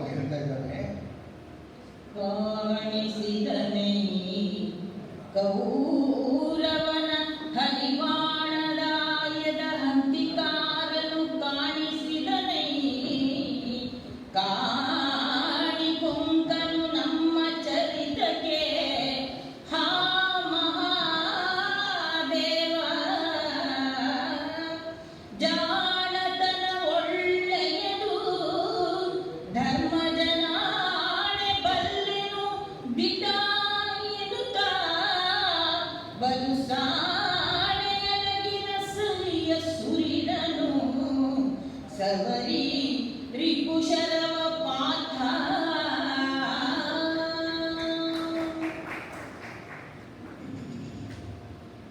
ಅರ್ಜುನಿಗೆ ಬಹಳ ಬೇಸರವಾಗ್ಬಿಡ್ತು.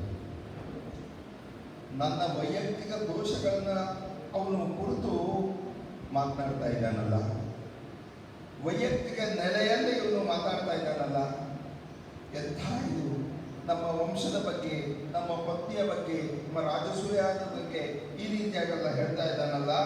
ನಮ್ಮ ಚರಿತ್ರೆಯಲ್ಲಿ ಇಲ್ಲದ ಕುಂದು ಕೊರತೆಗಳನ್ನು ತೋರಿಸಿಕೊಟ್ಟನಲ್ಲ ಶಿವ ಶಿವ. ಏನು ಇದರ ಬುದ್ಧಿವಂತಿಗೆ, ಏನು ಜಾಣತನ. ರಾಜಕೀಯದಲ್ಲೂ ಕೂಡ ಇನ್ನೊಬ್ಬರು ಆ ವಿರೋಧ ಪಕ್ಷದ ಒಂದು ದೋಷವನ್ನೇ ಹುಡುಕೋದಕ್ಕೆ ಕಾಯ್ತಾ ಇರ್ತಾರೆ ಯಾವಾಗಲೂ ಕೂಡ. ಎಲ್ಲಿ ಯಾರು ಏನು ಹೇಳಿದ್ರು, ಯಾವ ಇಂಟರ್ವ್ಯೂನಲ್ಲಿ ಏನು ಮಾತು ಹೇಳಿದ್ರು ಅನ್ನೋದನ್ನೇ ಕಾಯ್ತಾ ಇರ್ತಾರೆ. ಹಾಗೆ ಧರ್ಮರಾಜನ ಆಣೆಯಾಗಿಯೂ ಕೂಡ ನಾನಿದನ್ನು ಬಲ್ಲೆ ನಿಜ ಅಂತ ಹೇಳ್ತಾ ಇನ್ನು ರೋಷ ಉಕ್ತಾ ಇದೆ. ಬಲು ಸಾಣೆಯ ಅರಗಿನ ಸರಿಯ ಸುರಿದನು ಸಾವರಿ ಭೂಷರವ. ಹರಿತವಾದಂತಹ ಬಾಣಗಳನ್ನು ಕರ್ಣನ ಮೇಲೆ ಬಿಡ್ತಾ ಇದ್ದಾನೆ. ಆ ಬಾಣಗಳನ್ನು ನೋಡಿಬಿಟ್ಟು ಮುಂದಕ್ಕೆ ರಾಯತನದಲ್ಲಿ ಬೆರೆತು ರಾಜ್ಯಶ್ರೀಯ ನೆರೆ ಹೋಗಾಡಿ ಪರರಿಗೆ ಜೀಯ ಬೆಸಸೋದು ಎಂದು ಜೀವಿಸುವವರು ನಾವಲ್ಲ. ರಾಯತನವೇ ಮಗಿಲ್ಲ ಕೌರವರಾಯನ ಓಲೆಗಾರರ ಹೆಂಗು ಎಮ್ಮಾಯತವು ತಾ ಬೇರೆ ಎನ್ನುತ್ತ ಕವಿದೆಚ್ಚನ ಕರ್ಣ.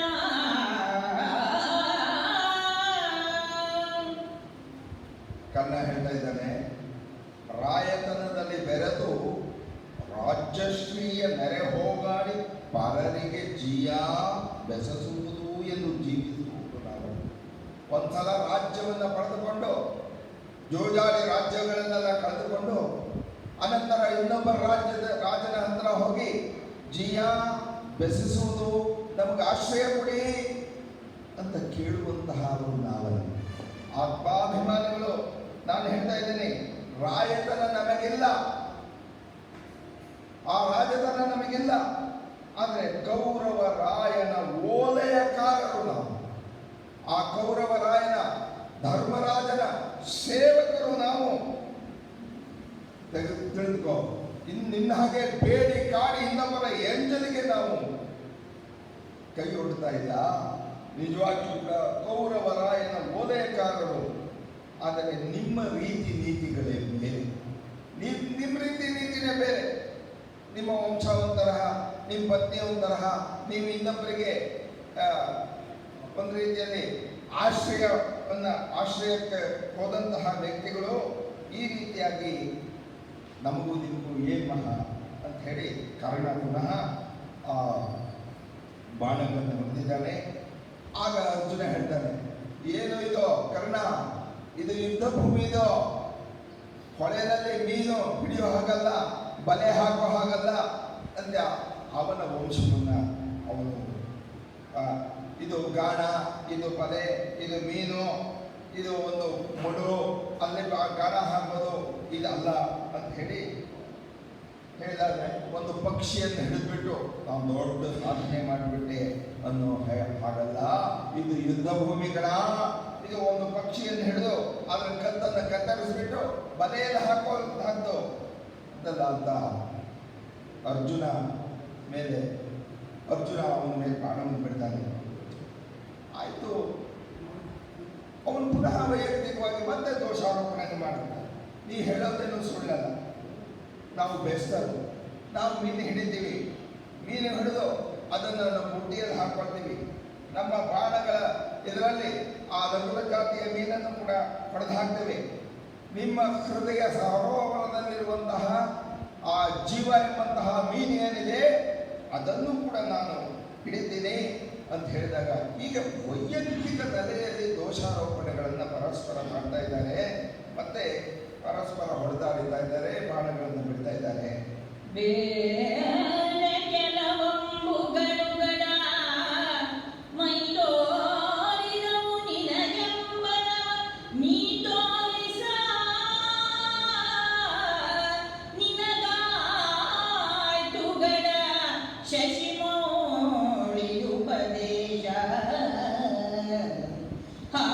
ಹಾರುಗಣೆಗಳ ಹರಸಿ ಹೆಮ್ಮೆಯ ಬೀರಿ ಚದುರಿಗತನವ ಮೆರೆದರೆ ನೀರನೆಂಬರೆ ನಿನ್ನನು ಎನ್ನುತ್ತ ಎಚ್ಚನು ಧನಂಜಯನ ಕರ್ಣ.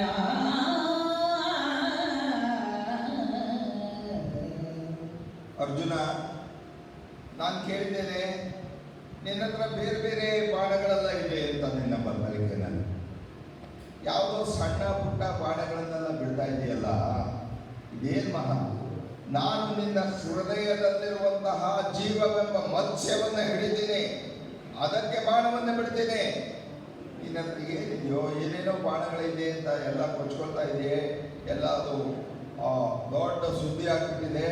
ಪರಮೇಶ್ವರನನ್ನು ನೀನು ತಪಸ್ಸನ್ನು ಮಾಡಿದೆಯಂತೆ, ಪರಮೇಶ್ವರನನ್ನು ಕುರಿತು ಪಾಶುಪತಾಸ್ತ್ರವನ್ನು ನೀನು ಪಡ್ಕೊಂಡಿದೆಯಂತೆ.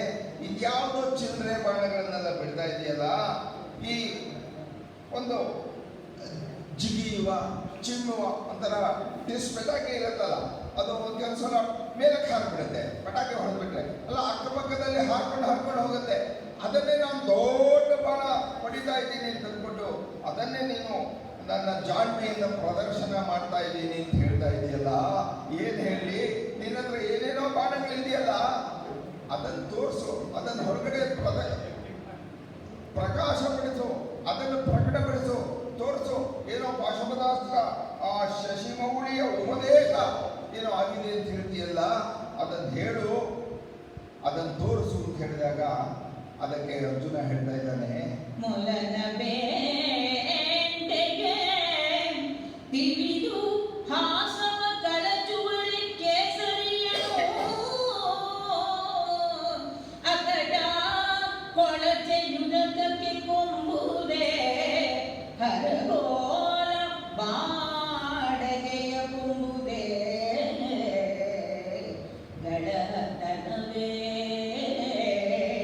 ಗಳಹತನವೇ ಹರನ ಬಾಣಗಳಿಗೆ ಗುರಿಯೇ ನೀನು ಎನ್ನುತ್ತ ಕೈ ಚಳಕರನಲಿ ರಿಪುಶರವ ಖಂಡಿಸಿ ತುಳುಕಿದನು ಪಾಠ.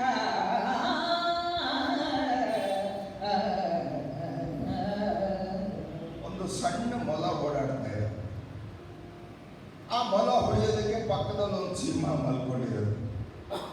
ಆ ಸಿಂಹವನ್ನು ಯಾರಾದ್ರೂ ಎಬ್ಬಿಸ್ತಾರೆ, ಆ ಒಂದು ಮೊಲದ ಬೇಟೆ ಆಡೋದಕ್ಕೋಸ್ಕರ ಒಂದು ಕೊಚ್ಚೆಗುಂಡಿ ಇರುತ್ತೆ, ಇಷ್ಟೇ ಕಾಲದಲ್ಲಿ ದಾಟಬಹುದು. ಅದಕ್ಕೆ ಹರಿಗೋಲನ್ನು ಬಾಡಿಗೆ ತಂದ್ಬಿಟ್ಟು ಈ ಕೊಚ್ಚೆಗುಂಡಿಯನ್ನು ದಾಟೋದಕ್ಕೆ ಯಾರಾದ್ರೂ ಉಪಯೋಗಿಸ್ತಾರೆ? ಸಮುದ್ರವನ್ನು ದಾಟಬೇಕು ಅಂದ್ರೆ ಹರಿಗೋಲ ಹಡಗೋಬೇಕಾಗುತ್ತೆ. ಒಂದು ಮೊಲ ಹೋಗ್ತಾ ಇದ್ರೆ ಒಂದು ಕಲ್ಲು ಹೊಡೆದು ಹಾಕೋ, ಅದು ಮೊಲ ಸತ್ತೇ ಹೋಗುತ್ತೆ. ಹೀಗಿರ್ಬೇಕಾದ್ರೆ ಮೊಲನ ಬೇಟೆಗೆ ತಿವಿದು ಹಾಸವ ಕಳಚುವರೇ ಕೇಸರಿಯ ನಗಟ, ಕೊಳಚೆಯುವುದಕ್ಕೆ ಕೊಂಬುದೇ ಹರಗೋಲ ಬಾಡಿಗೆ. ಆ ಹರಿಗೋಲನ ಬಾಡಿಗೆ ತರ್ತಾರೆ, ಏನ್ ಮುಟ್ಟಾಡ್ತಾರೆ. ನಿನ್ನನ್ನು ಹೊಡೆಯೋದಕ್ಕೆ ಈ ಚಿಮ್ಮುವ ಹಾರುವ ಇದೇ ಸಾಕು, ಈ ಬಾಣಗಳೇ ಸಾಕು, ಇನ್ಯಾವುದು ಕೂಡ ಬೇಕಾಗಿಲ್ಲ. ಈ ನಿಂಗೇನು ಆ ಹರನ ಬಾಣ ಬೇಕೆ, ಪಾಶುಪದಾಸ್ತ್ರ ಬೇಕೆ ನಿನ್ನನ್ನು ಹೊಡೆಯೋದಕ್ಕೆ? ಏನ್ ಬೇಡ, ಚಿಟಿಗೆ ಹೊಡೆಯೋದ್ರಲ್ಲಿ ನಾನು ಸಮಾನ ಮಾಡಿಬಿಡ್ತೀನಿ, ಇದೇನು ಕೂಡ ಬೇಕಾಗಿಲ್ಲ ಅಂತ ಹೇಳಿ ಪುನಃ ಅರ್ಜುನ ಅದನ್ನು ಖಂಡಿಸ್ಬಿಟ್ಟು ಮತ್ತೆ ಬಾಣಗಳನ್ನು ಬಿಡ್ತಾ ಇದ್ದಾನೆ. ಹೀಗೆ ವೈಯಕ್ತಿಕ ನೆಲೆಗಳಲ್ಲಿ ಬಾಣಗಳು ಆ ಆ ಪರಸ್ಪರ ಮೂದಲಿಕೆಗಳು, ಹಾಸ್ಯ ಅಪಹಾಸ್ಯಗಳು, ದೋಷಾರೋಪಣೆಗಳು ಇದೆಲ್ಲ ನಡೀತಾ ಇದೆ. ಆಗ ಕರ್ಣ ಕೇಳ್ದ, ಯಾಕೆ ಈ ಗೂಟಾಟಿಗೆ, ಈ ಬಯಲಾಡಂಬರ ಯಾಕೆ?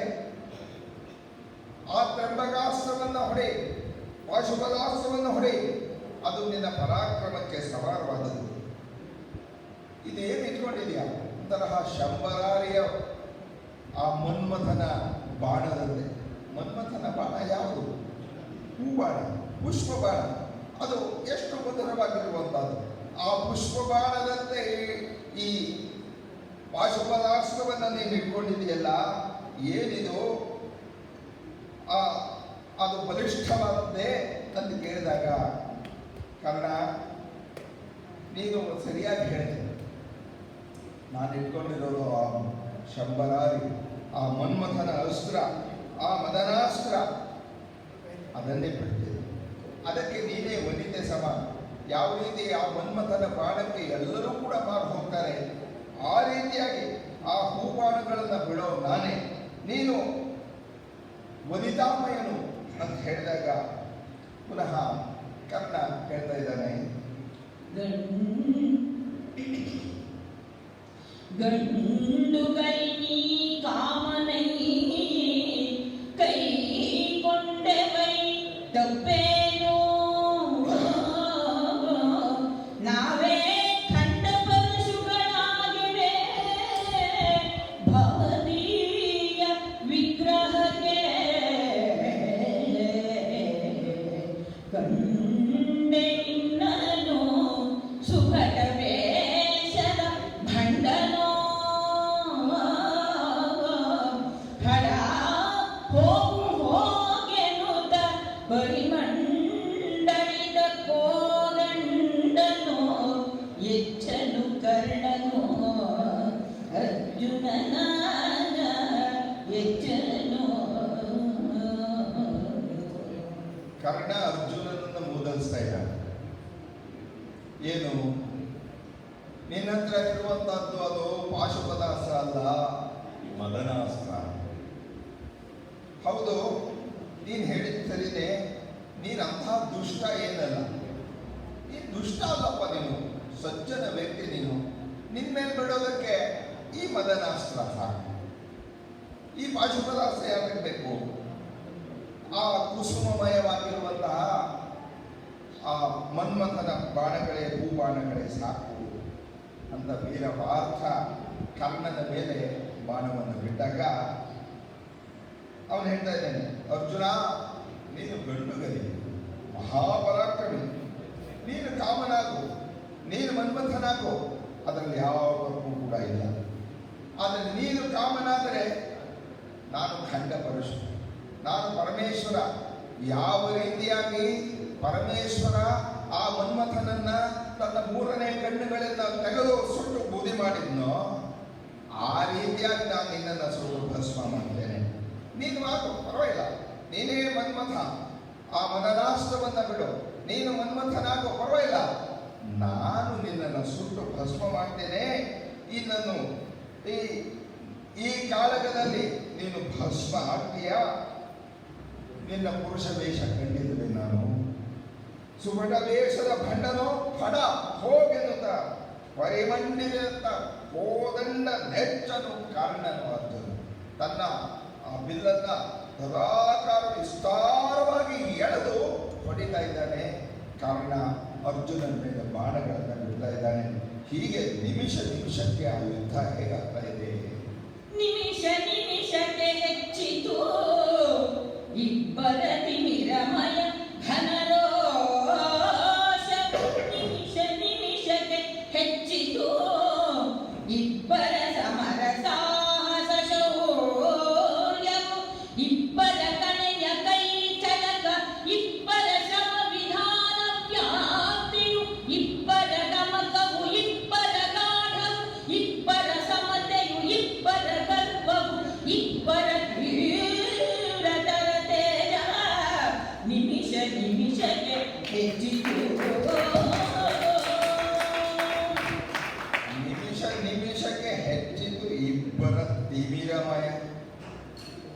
ಘನರೋಷವು, ಇಬ್ಬರ ಸಮರ ಸಾಹಸ ಶೌರ್ಯ, ಇಬ್ಬರ ಕಣೆಯ ಕೈಚರಕ, ಶ್ರಮ ವಿಧಾನ ವ್ಯಾಪ್ತಿ, ಇಬ್ಬರ ಗಮಕ, ಇಬ್ಬರ ಗಾಢ, ಇಬ್ಬರ ಸಮತೆ.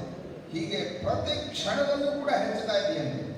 ಇಬ್ಬರ ಕೋಪ, ಒಬ್ಬರು ಮಾತನಾಡಿದ ಇನ್ನೊಬ್ಬರಿಗೆ ಕೋಪ, ಅವ್ರು ಮಾತಾಡಿದ ಕೋಪ, ಆ ಕೋಪ ಕಣ್ಣಿನಲ್ಲಿ ಬೆಂಕಿಯ ಉಂಡೆಗಳನ್ನು ಉಗುಳ್ತಾ ಇದೆಯೋ ಎಂಬ ರೀತಿಯಲ್ಲಿ ಆ ಕೋಪ, ಆ ಶೌರ್ಯ, ಆ ಪರಾಕ್ರಮ, ಆ ಕೈಚಳಕ, ಆ ಅಭ್ಯಾಸದ ಬಳಕೆ, ಆ ಸ್ಕಿಲ್ನೆಸ್, ಆ ಗಾಢವಾದಂತಹ ಪ್ರಯೋಗ, ಇಬ್ಬರಲ್ಲೂ ಕೂಡ ಸಮಾನತೆ, ಆ ತೇಜಸ್ಸು ಕ್ಷಣ ಕ್ಷಣಕ್ಕೂ ಕೂಡ ಹೆಚ್ಚುತ್ತಾ ಇದೆ. ಯಾರು ಕಡಿಮೆ ಯಾರು ಹೆಚ್ಚು ಅನ್ನೋದು ತೀರ್ಮಾನ ಮಾಡೋಕ್ಕಾಗ್ತಾ ಇದೆ. ಒಂದು ಕ್ಷಣ ಅರ್ಜುನನ ಕೈ ಮೇಲಾದರೆ ಇನ್ನೊಂದು ಕ್ಷಣ ಕರ್ಣನ ಕೈ ಮೇಲಾಗುತ್ತೆ. ಈ ಯುದ್ಧದಲ್ಲಿ ಯಾರು ಗೆಲ್ತಾರೆ? ಕರ್ಣ ಗೆಲ್ತಾನೆಯೋ, ಅರ್ಜುನ ಗೆಲ್ತಾನೆಯೋ, ಅಥವಾ ಇಡೀ ಪ್ರಪಂಚ ಸುಟ್ಟು ಭಸ್ಮವಾಗಿಬಿಡುತ್ತೋ? ಈ ಕರ್ಣಾರ್ಜುನರ ಯುದ್ಧದಲ್ಲಿ ರಾಮ ರಾವಣರ ಯುದ್ಧವನ್ನ ಇದು ನೆನಪಿಗೆ ತರ್ತಾ ಇದೆ. ಎಂತಹ ಯುದ್ಧ ಇದು, ಎಂತಹ ಪರಾಕ್ರಮ, ಎಂತಹ ಕೈಚಳಕ, ಎಂತಹ ಬಾಣ ಬಿಡುವಿಕೆ, ಪರಸ್ಪರ ಮುದುಕೆ, ಆ ಕಣ್ಣಿನಲ್ಲಿ, ಆ ಮುಖದಲ್ಲಿ, ಆ ತೇಜಸ್ಸು, ಆ ಕೋಪ, ರೋಷ, ಆಕ್ರೋಶ ಇದು ಬರ್ತಾ ಇದೆ ಅಂತೆ. ಹೀಗೆ ಸಂಜಯ ಧೃತರಾಷ್ಟ್ರನಿಗೆ ಆ ಯುದ್ಧದ ಸಮಾಚಾರಗಳನ್ನು ಹೇಳ್ತಾ ಇದ್ರೆ, ಆ ಕರ್ಣಾರ್ಜುನ ಸಂಗ್ರಾಮವನ್ನು ಇದನ್ನ ಗುರು ತನುಜ ದ್ರೋಣಪುತ್ರ ಅಶ್ವತ್ಥಾಮ ನೋಡಿದ್ದಾನೆ. ನೋಡಿಬಿಟ್ಟು ಅವನಿಗೂ ಖುಷಿ ಆಗ್ಬಿಟ್ಟಿದೆ, ಅಶ್ವತ್ಥಾಮನಿಗೂ ಖುಷಿ ಆಗ್ಬಿಟ್ಟಿದೆ ಯುದ್ಧವನ್ನು ಕಂಡ್ಬಿಟ್ಟು. ಆ ಯುದ್ಧಗಳಿಂದ ಅವನು ಕೂಡ ಆಕರ್ಷಿತನಾಗಿದ್ದಾನೆ. ಏನ್ ಕರ್ಣನ ಮೈ, ಏನ್ ಕರ್ಣನ ಒಂದು ಓಜಸ್ಸು, ಒಂದು ಶಕ್ತಿ, ಒಂದು ಹೆಚ್ಚಾಗುವಿಕೆ. ಸಂತೋಷದಿಂದ ಅವನು ದುರ್ಯೋಧನನ ಬಳಿಗೆ ಬರ್ತಾ ಇದ್ದಾನೆ. ಏನು ಬಂದಿರಿ ಕಾಳಗದ ಹರನೇನೋ ಪಾಂಡವರಾಜ ತಿಮಿರಗೆ ಭಾನುವಿನ ಬಾರಣೆಯ ಬರುವೆ ನಿಮ್ಮ ದಳಪತಿಯ ಆನಲಳವೆ ಪಾರ್ಥನು ಈತನನು ಆನಲಳವೆ ಪಾರ್ಥನು ಏನು ಹದನೈ ರಾಜಕಾರ್ಯ ನಿಧಾನವೇನು ಎಂದು ಅರಸ ನುಡಿದನು ದ್ರೋಣನಂದನ.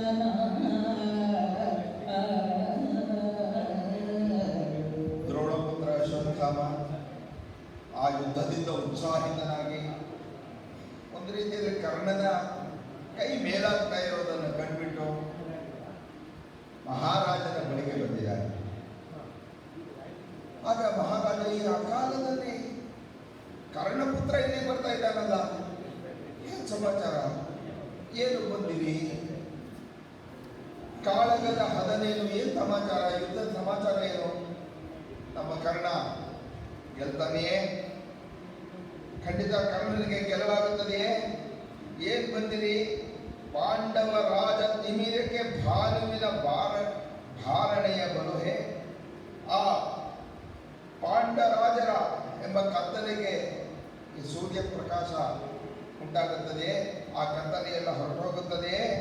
ಈ ಕರ್ಣನ ಸಾಮರ್ಥ್ಯ ಏನು, ಪಾರ್ಥನ ಪರಾಕ್ರಮ ಏನು, ಪಾರ್ಥ ಕರ್ಣನ ಬಾಣಗಳನ್ನು ಎದುರಿಸಿ ನಿಲ್ತಾನೆ, ಈ ಪರಾಕ್ರಮವನ್ನ ಎದುರಿಸಿದ್ದಾನೆ. ಏನು ರಾಜಕಾರ್ಯ ಬಂದಿರಿ, ಇಲ್ಲಿ ಬಂದಿರಿ, ಬರ್ತಾ ಇದ್ದೀರಲ್ಲ, ಮನಸ್ಸಿನಲ್ಲಿ ಮುಖದಲ್ಲಿ ಒಂದು ಸಂತೋಷದ ಭಾವನೆಗಳು ಕೂಡ ಬರ್ತಾ ಇದೆ. ಈ ರೀತಿಯಾಗಿ ದುರ್ಯೋಧನ ಅಶ್ವತ್ಥಾಮನನ್ನು ಕೇಳ್ತಾ ಇದ್ದಾನೆ.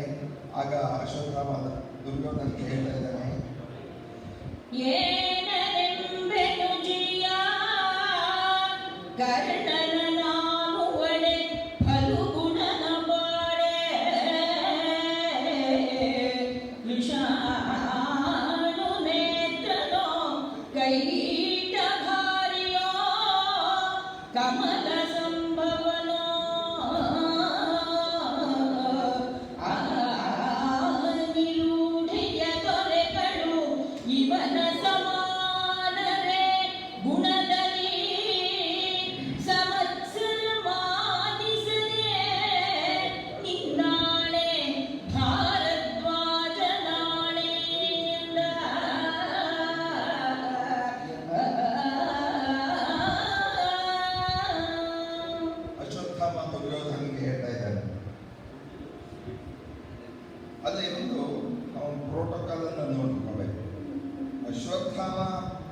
ದುರ್ಯೋಧನನ ಬಳಿಗೆ ಬಂದ ಕೂಡಲೇ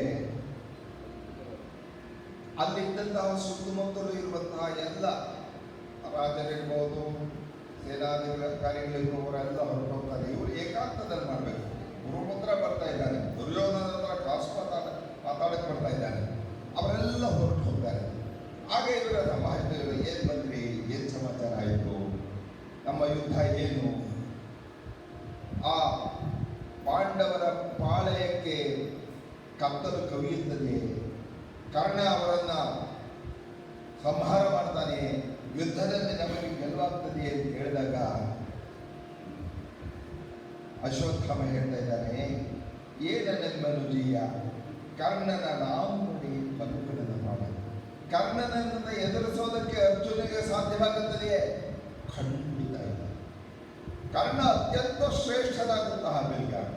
ಅವನ ಮುಂದೆ ಯಾರು ಕೂಡ, ಆ ಸಾಕ್ಷಾತ್ ಪರಮೇಶ್ವರ ಬಂದರೂ ಕೂಡ, ಆ ಸಾಕ್ಷಾತ್ ವಿಷ್ಣು ಬಂದರೂ ಕೂಡ, ಸಾಕ್ಷಾತ್ ಬ್ರಹ್ಮನೇ ಬಂದರೂ ಕೂಡ ಕರ್ಣನನ್ನ ಎದುರಿಸೋದಕ್ಕೆ ಆಗೋದೇ ಇಲ್ಲ. ಬ್ರಹ್ಮ ವಿಷ್ಣು ಪರಮೇಶ್ವರರು ಬಂದರೂ ಕೂಡ ಕರ್ಣನನ್ನು ಎದುರಿಸೋದಕ್ಕೆ ಆಗೋದಿಲ್ಲ. ಅಂತಹ ಪರಾಕ್ರಮಿಯಾದಂತಹವನು ಇವರು. ಇದು ಸಾಮಾನ್ಯ ಜನರ ಪಾಡೇನು ಕರ್ಣನ ಮುಂದೆ ನಿಲ್ಲೋದಕ್ಕಾಗುತ್ತದೆಯೇ? ಖಂಡಿತವಾಗಿಯೂ ಇಲ್ಲ. ಗುಣಿಷು ಮತ್ಸರಿ ಅಂತ ಹೇಳ್ತಾರೆ. ಗುಣವುಳ್ಳವನು ಇನ್ನೊಬ್ಬ ಗುಣದಲ್ಲಿ ಮಾತ್ಸರ್ಯವನ್ನು ಹೊಂದಾನೆ. ಅವನು ಚೆನ್ನಾಗಿ ಓದಿದ್ರೆ ಅವನಿಗೆ ಎದುರು ಬರುತ್ತೆ. ಅವರು ವ್ಯಾಖ್ಯಾನ ಮಾಡಿದ್ರೆ ಅಲ್ಲಿರೋದನ್ನೇ ಓದ್ತಾ ಇದ್ರು ಕಣ್ರಿ. ಚೆನ್ನಾಗಿ ಹಾಡಿದ್ರೆ ಅವನೇನು ಓದ್ತಾ ಶ್ರುತಿ ಬಿಡ್ತಾ ಇದ್ರು ಕಣ್ರಿ. ಇನ್ನೇನು ಹಾಡ್ತಾ ಇದ್ರು, ಅಪಪದ ಕಲಿಸ್ತಾ ಇದ್ರು. ಒಬ್ಬ ವಿದ್ಯಾವಂತ ಇನ್ನೊಬ್ಬರನ್ನು ಸಹಿಸೋದಿಲ್ಲ. ಒಬ್ಬ ಗುಣವಂತ ಇನ್ನೊಬ್ಬರ ಗುಣವಂತ ಅನ್ಸಿದ್ರೆ ಲೋಕದ ಸಹಜವಾಗಿರುವಂತಹದ್ದು, ಲೋಕದಲ್ಲಿ ಸಹಜವಾಗಿರುವಂಥದ್ದು. ಆದರೆ ಅಶ್ವತ್ಥಾಮ ಹೇಳ್ತಾ ಇದ್ದಾನೆ, ನನಗೆ ಯಾಕೆ ಗುಣದಲ್ಲಿ ಮಾತ್ಸರ್ಯವೇ? ಖಂಡಿತ ಇಲ್ಲ. ನನ್ನ ಆಣೆ, ಭಾರದ್ವಾಜರ ಆಣೆ, ನನ್ನ ತಂದೆಯ ಮೇಲಿನ ಆಣೆ, ಖಂಡಿತವಾಗಿಯೂ ಕೂಡ ಕರ್ಣ ಎಲ್ಲರಿಗಿಂತಲೂ ಕೂಡ ಮಿಗಿಲಾದಂಥವನು, ಎಲ್ಲರನ್ನೂ ಮೀರಿಸುವಂಥವನು. ಬ್ರಹ್ಮ ವಿಷ್ಣು ಮಹೇಶ್ವರರು ಯುದ್ಧಕ್ಕೆ ಬಂದರೂ ಕೂಡ ಅವನನ್ನು ಎದುರಿಸೋದಕ್ಕಾಗೋದಿಲ್ಲ. ಇದು ಏನು ಮಹಾ ಅರ್ಜುನ, ಏನು ಸಾಮಾನ್ಯ ಜನರು ಅಂತ ಹೇಳಿದಾಗ ಮತ್ತೆ ಮುಂದುವರಿಸ್ತಾ ಇದ್ದಾನೆ. ಹರಿಮಹೇಶ್ವರರ ಆಳುತನಕ್ಕೆ ಹರಿ ಮಹೇಶ್ವರರ ಆಳುತನಕ್ಕೆ ಇಬ್ಬೆರಳು ಮಿಗಿಲು ಅರ್ಜುನನ ಬಲುವು. ಈ ಧರೆಯಲ್ಲಿ ಈ ಹೊತ್ತಿನಲ್ಲಿ ನಿನ್ನಾತನಗಳಿಗೆ ಸರಿಗೆ ಸಂದುದೆ ಸಾಕು. ತೂಗಿದಡೆ ಅರಸ ರವೆ ಕುಂದಲು ಪರಸ್ಪರವು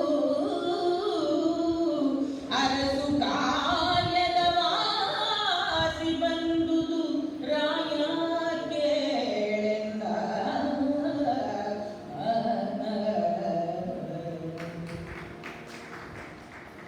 ಕರ್ಣ ಯುದ್ಧವನ್ನು ಹತ್ತರದಿಂದ ನೋಡಿ ಬಂದಂತಹವನು, ಆ ಯುದ್ಧದಿಂದ ಉತ್ಸಾಹಗೊಂಡಂತಹವನು. ಇಬ್ಬರು ಕೂಡ ಸಮಾನವಾಗಿ ಯುದ್ಧವನ್ನು ಮಾಡ್ತಾ ಇದ್ದಾರೆ. ಕರ್ಣ ಅರ್ಜುನ ಆ ಕರ್ಣನ ಪರಾಕ್ರಮವನ್ನು ಹೇಳ ಪರಿವಿರಿಂಚಾದಿಗಳಿಗೆ, ಅವರಿಗೂ ಕೂಡ ಕರ್ಣನನ್ನ ಎದುರಿಸೋದಕ್ಕಾಗೋದಿಲ್ಲ ಅಂತ ಹೇಳಿದ. ಅರ್ಜುನನ ಬಗ್ಗೆ ಹೇಳ್ತಾ ಇದ್ದಾನೆ, ಹರಿ ಮಹೇಶ್ವರ ಆಳುವುದಕ್ಕೆ ಇಬ್ಬೆರಳು ಮಿಗಿಲು ಅರ್ಜುನನ ಬಲವು. ಹರಿ ಮಹೇಶ್ವರರು ಯಾರಿದ್ದಾರೆ, ಪರಮೇಶ್ವರ ವಿಷ್ಣು ಯಾರಿದ್ದಾರೆ, ಅವರಿಗೆ ಬೆರಳು ಹೆಚ್ಚು ಅರ್ಜುನನ ಪರಾಕ್ರಮ. ಅತ್ಯನಿಷ್ಠದ್ದು ನಮ್ಮ ಘಟ್ಟಲಾಗಿದೆ. 2 ಬೆರಳು ಹೆಚ್ಚು, ಒಂದು ಗೊಂಗೆಜ್ಜೆ ಹೆಚ್ಚು ಪರಮೇಶ್ವರ ಇವರಿಗೆ. ಈ ಹೊತ್ತಿನಲ್ಲಿ ಧರೆ ಅರಿಯಲಿ, ಈ ಭೂಮಿ, ಈ ಜನ, ಈ ಪ್ರಪಂಚ, ಇದು ಎಲ್ಲರಿಗೂ ಕೂಡ ಗೊತ್ತಾಗಲಿ. ನಿನ್ನಾತನ ಅಗ್ಗಳಿಕೆಗೆ ಸರಿದೆ ಸಂದೇಶ.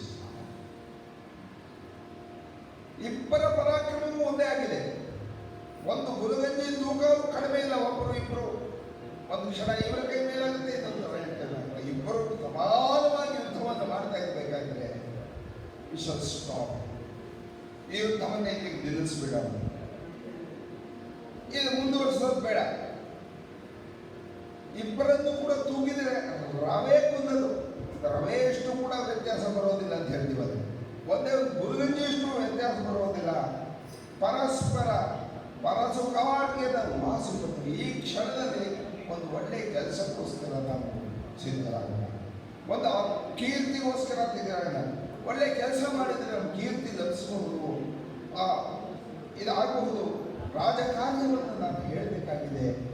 ಈ ಕ್ಷಣದಲ್ಲಿ ನಾನು ರಾಜಕಾರ್ಯವನ್ನು ಹೇಳಬೇಕಾಗಿದೆ. ಅದಕ್ಕೋಸ್ಕರ ನಾನು ಬಂದಿದ್ದೀನಿ. ದುರ್ಯೋಧನ ಕೇಳು. ಒಮ್ಮೆ ಮುರಿಯುವುದು ವೈರಿಗಳ,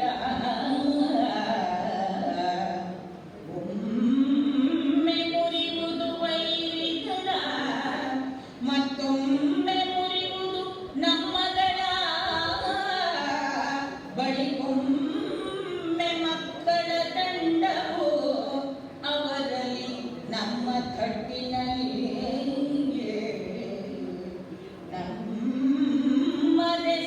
ಬರುದೊರೆಗಳಿಗಳು ಒಮ್ಮೆ ಹೋಯಿತು ಹೊತ್ತು, ರಣದಲ್ಲಿ ನಮ್ಮ ವಿಳಸಕ್ಕೆ ಮೇಲುವಾಸಿ ನೃಪಾಲ ಕೇಳೆಂದ.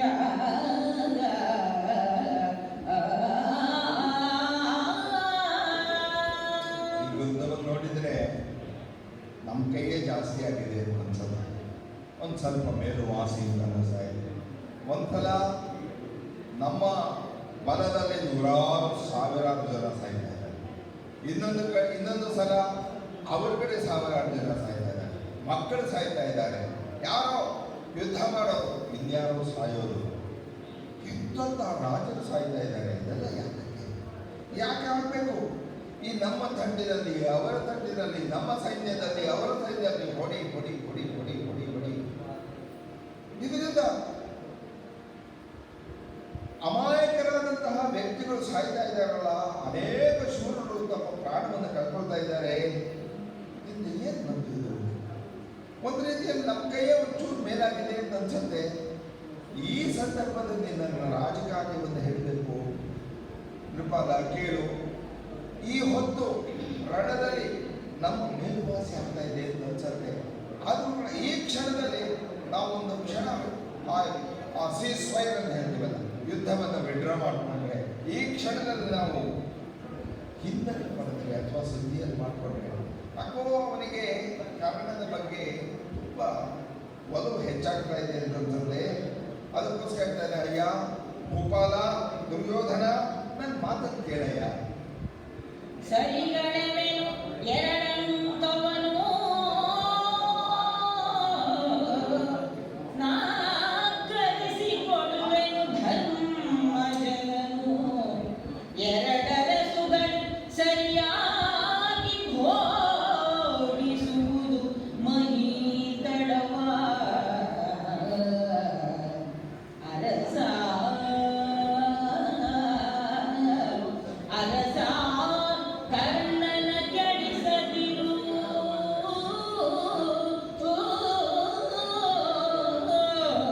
ನಿಷ್ಠುರದ ನುಡಿದು ಕೆಂಡದಲ್ಲಿ ಕರ್ಪೂರವ ಹಾಕದಿರು ಎಂದು ರಾಯನ ಗಾಲವನ್ನು ಹಿಡಿದ. ಅಯ್ಯ ದುರ್ಯೋಧನ ಮಹಾರಾಜ ಸ್ವಲ್ಪ ಸಲಿಗೆಯನ್ನು ಕೂಡ ತೆಗೆದುಕೊಳ್ತಾ ಇದ್ದಾನೆ. ಕಾರಣ ಇವನು ಗುರುಪುತ್ರ, ತನ್ನ ಮಾತನ್ನು ಕೇಳ್ತಾನೆ ಎಂಬಂತಹ ವಿಶ್ವಾಸ, ನಂಬಿಕೆ ಅಶ್ವತ್ಥಾಮನಿಗೆ. ಅವನ ಕಲ್ಲವನ್ನ ಪಿಡಿದು ಹೇಳ್ತಾ ಇದ್ದಾನೆ.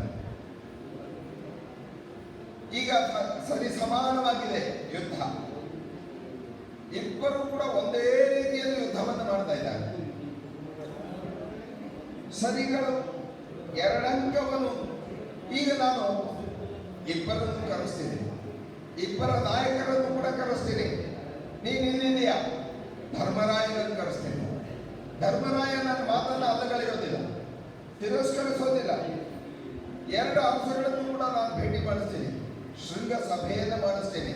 ಸೀಸ್ಫೈರ್ ಮಾಡಿಸ್ತೇನೆ, ನಾನು ಈ ಯುದ್ಧದಲ್ಲಿ ಇಬ್ಬರಿಗೂ ಕೂಡ ಸಂಧಾನವನ್ನು ಮಾಡಿಸ್ತೀನಿ. ಸಾಕು, ಇಷ್ಟು ರಕ್ತಪಾತ ಸಾಕು, ಇಷ್ಟು ನರಮೇಧ ಸಾಕು, ಇಷ್ಟು ಇವರೆಲ್ಲ ಸಾಧ್ಯದ ಪ್ರಾಣ ಹತ್ಯೆ ಸಾಕು. ಇಬ್ಬರಿಗೂ ಕೂಡ ನಾನು ಸಮಾನವಾಗಿ ಭೂಮಿಯನ್ನು ಹಂಚಿಕೊಂಡು, ನನ್ನ ಮಾತನ್ನು ಧರ್ಮರಾಜ ಅಲ್ಲಗಳೆಯುವುದಿಲ್ಲ, ನೀನು ಅಲ್ಲಗಳೆಯಬೇಡ, ಇಬ್ಬರಿಗೂ ಕೂಡ ಸಮಾನವಾಗಿ ಭೂಮಿಯನ್ನು ಹಂಚಿಕೊಂಡು ನೀವಿಬ್ಬರು ಕೂಡ ನಿಮ್ಮ ನಿಮ್ಮ ರಾಜ್ಯವನ್ನು ಆಳಿ. ಯಾಕೆ ಹೀಗೆ? ಮತ್ತೆ ಇನ್ನು ಎಷ್ಟು ಹತ್ಯೆ ಆಗಬೇಕು, ಎಷ್ಟು ನರಮೇಧ ಆಗಬೇಕು, ಎಷ್ಟು ಸಾವು ನೋವುಗಳಾಗಬೇಕು, ಎಷ್ಟು ಪ್ರಾಣಿ ಹತ್ಯೆ ಆಗಬೇಕು? ಖಂಡಿತ ಆಗಿ ಕೂಡ ಇನ್ನೂ ಒಂದು ಮಾತು ಹೇಳ್ತೀನಿ ಕೇಳೋ ದುರ್ಯೋಧನ. ಅರಸ ಕರ್ಣನ ಕೆಡಿಸಲಿಲ್ಲ. ಕರ್ಣನ ಬಗ್ಗೆ ಏನೋ ಒಂಥರ ಮೊದಲೆಲ್ಲ ತುಂಬಾ ಗಲಾಟೆ ಮಾಡಿಕೊಂಡಿದ್ದಾರೆ. ಆದರೆ ಈಗ ಕರ್ಣನ ಯುದ್ಧವನ್ನು ಕಂಡು ಇವನಿಗೆ ಒಂದು ಸ್ವಲ್ಪ ವರ್ಗ ಉಂಟಾಗಿದೆಯೇನೋ ಅಶ್ವತ್ಥಾಮನಿಗೆ. ಅದಕ್ಕೋಸ್ಕರ ಅರಸ ಕರ್ಣನ ಕೆಡಿಸದಿರು, ಕರ್ಣನನ್ನು ಹಾಳು ಮಾಡಬೇಡ ಕಣಯ್ಯ, ಅನ್ಯಾಯವಾಗಿ ಅವನನ್ನು ಸಂಹಾರ ಮಾಡಬೇಕು, ಅವನ ಕೊಲೆ ಮಾಡಿಸ್ಬೇಡ, ಅವನ ಹತ್ಯೆ ಮಾಡಿಸ್ಬೇಡ. ಇದು ನಿಷ್ಠುರದ ನಡಿ, ಇದು ಅತ್ಯಂತ ನಿಷ್ಠುರವಾಗಿರುವಂತಹ ನಡಿ.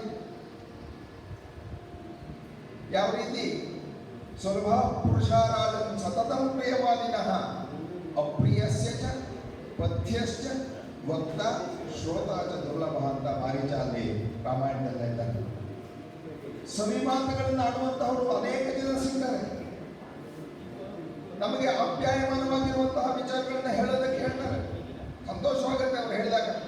ಆದರೆ ಅಪ್ರಿಯಸ್ಯ ಚ ಪಥ್ಯಸ್ಯ, ಅಪ್ರಿಯವೂ ಹಿತಕರವೂ ಆಗಿರುವಂತಹ ಮಾತುಗಳನ್ನು ಹೇಳುವವರು ಇಲ್ಲ, ಕೇಳೋರು ಮೊದಲೇ ಇಲ್ಲ. ಇದು ನಿಷ್ಠುರದ ನಿಮಿಲಿ. ಎಷ್ಟು ಒಳ್ಳೆ ಉದಾಹರಣೆ ಕೊಡ್ತಾ ಇದ್ದಾನೆ ಕವಿ.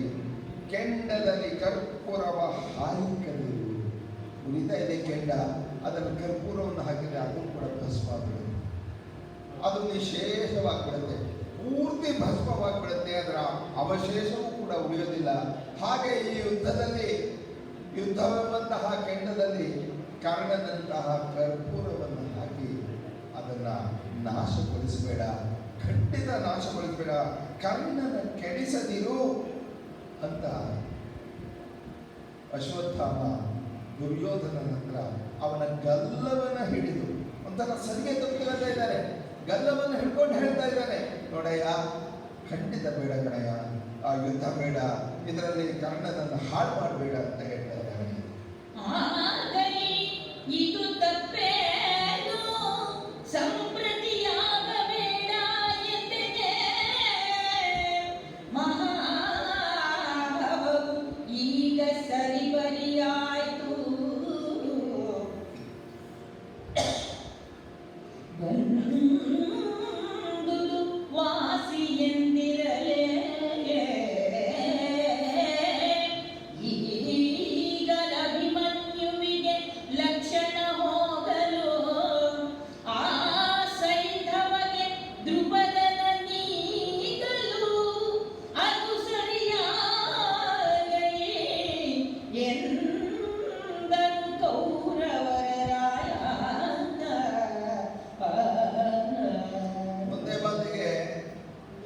ಹೇಳ್ತಾ ಇದ್ದೇನೆ. ಆಗಲಿ, ತಪ್ಪೇನಿಲ್ವಲ್ಲ, ಸಂಧಿ ಮಾಡ್ಕೋಬಾರ್ದು ನಾನು ಹೇಳ್ತಾನೆ ಇಲ್ವಲ್ಲ, ಖಂಡಿತ ಮಾಡ್ಕೊಳ್ಳೋಣ, ಸಂಧಿ ಮಾಡ್ಕೊಳ್ಳೋಣ.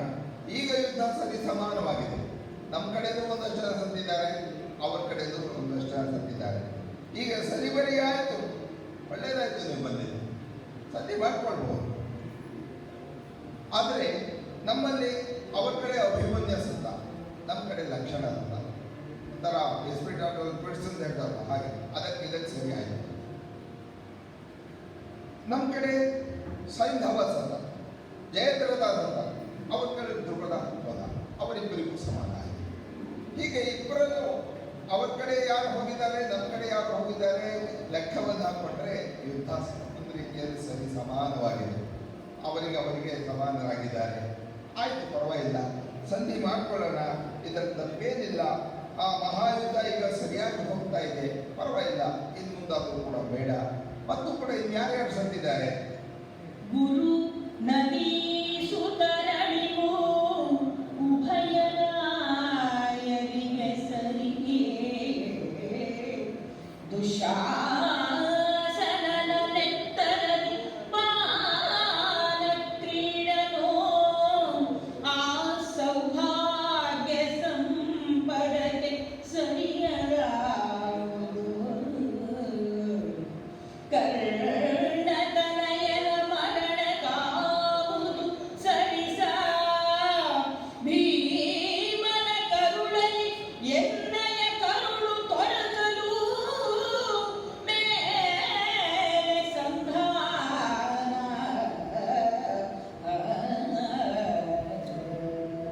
ದುರ್ಯೋಧನನ ರಕ್ತ ಕುದೀತಾ ಇದೆ.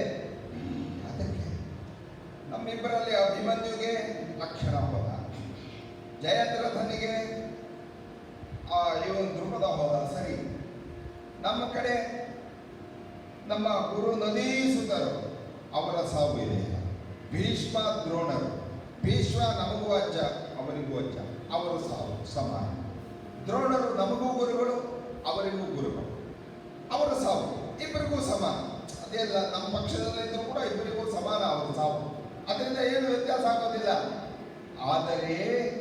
ಆದರೆ ದುಶ್ಯಾಸನನ ನೆತ್ತರದಿ ಪಾನ ಕ್ರೀಡನ ಆ ಸೌಭಾಗ್ಯ ಸಂಪದಕ್ಕೆ ಸರಿಯಾಗುವುದಯ್ಯ. ಆ ದುಶ್ಯಾಸನನ ಹೃದಯವನ್ನ ಸೀಳಿ ಆಕ್ರೋಶ ದುರ್ಯೋಧನನಿಗೆ ದುಶ್ಯಾಸನನ ಹೃದಯವನ್ನ ಸೀಳಿ ಆ ರಕ್ತದ ಪಾನವನ್ನ ಮಾಡಿದ್ದಲ್ಲ, ಅದಕ್ಕೆ ಯಾವುದು ಸರಿ ಅವರ ಕಡೆ? ಅದಕ್ಕೆ ಯಾವುದು ಸಮಾನವಾಗಿದೆ? ನಮ್ಮ ಕರ್ಣನ ಮಗನ ಸಂಹಾರ ಮಾಡಿದ್ರಲ್ಲ, ಅದಕ್ಕೆ ಯಾರು ಸರಿ ಉತ್ತರ ಕೊಡು. ಹೀಗೆ ಇದಕ್ಕೇನಾದ್ರೂ ಕೂಡ ಸಮಾನ ಆಗಬೇಕು ಅಂತ ಹೇಳಿದರೆ ಭೀಮನ ಕರುಳ ಎನ್ನಯ ಕರುಳು ತೊಡಕನು ಆಮೇಲೆ ಸುಂದರ. ಭೀಮನ ಕರುಳು ನನ್ನ ಕರುಳಲ್ಲಿ ಸೇರಬೇಕು, ಅವನನ್ನು ನಾನು ಸಂಹಾರ ಮಾಡಬೇಕು, ಅವನ ಕರುಳನ್ನು ಬಗೆಯಬೇಕು. ಆಗ ಅದಕ್ಕೆ ಸಮಾನವಾಗುತ್ತೆ, ಆಗ ಸಂಧಾನವನ್ನು ಮಾಡಿಕೊಳ್ಳಬಹುದು. ಅವನಿಗೆ ಎಂತಹ ಆಕ್ರೋಶ, ದುಶ್ಯಾಸನನ ಆ ಸಾವಿನ ದೃಶ್ಯವನ್ನ ಕಂಡು ಎಂತಹ ಆಕ್ರೋಶವಾಗ್ತಾ ಇದೆ, ವ್ಯಕ್ತಪಡಿಸ್ತಾ ಇದ್ದಾನೆ.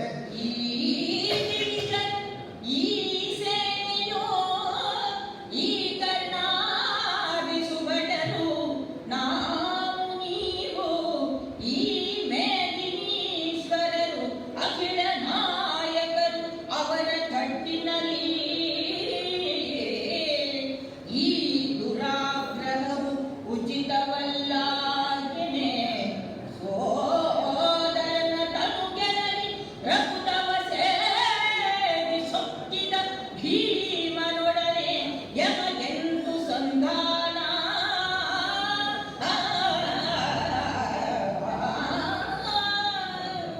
ಮತ್ತೆ ಹೇಳ್ತಾ ಇದ್ದಾನೆ, ಈ ಭೀಮನೊಡನೆ ಯಮಗೆಂದು ಸಂಧಾನ. ಈ ದಿವಜರು, ಈ ಸೇನೆ, ಈ ಕರ್ಣಾದಿ ಸುಭಟರು, ನಾವು ನೀವು ಎಲ್ಲರ ಮುಂದೆ ಈ ತಟ್ಟಿನಲ್ಲಿ ಎಲ್ಲರ ಮುಂದೆ ಆ ದುಶ್ಯಾಸನನ ಸೋದರನ ತನು ಗೆಡೆಹಿ ರಕುತವ ಸೇರಿ ಸೊಕ್ಕಿದ ಭೀಮನೊಡನೆ ಸಂಧಾನವೇ. ಅಂತಹ ಭೀಮನ ಜೊತೆ ನಾವು ಸಂಧಾನ ಮಾಡಿಕೊಳ್ಳಕ್ಕಾಗತ್ತೆ? ಎಲ್ಲರ ಮುಂದೆ ಎಲ್ಲರೂ ಇರಬೇಕಾ? ಎಲ್ಲರೂ ಸಾಕ್ಷಿಗಳಾಗಿರ್ಬೇಕಾದ್ರೆ ನನ್ನ ತಮ್ಮನ ದೇಹವನ್ನು ಕೆಡವಿ ಹೃದಯವನ್ನ ಸೀಳಿ ಆ ಕುಡಿದ್ನಲ್ಲ ನೆತ್ತರನ್ನ, ಅಂತಹ ಭೀಮನ ಜೊತೆ ಸಂಧಾನ ಮಾಡಿಕೊಳ್ಳಕ್ಕಾಗುತ್ತದೆಯೇ? ನೀನೇ ಹೇಳು. ನಿರಿಗರುಳ ನುಗಿದುಗಿದು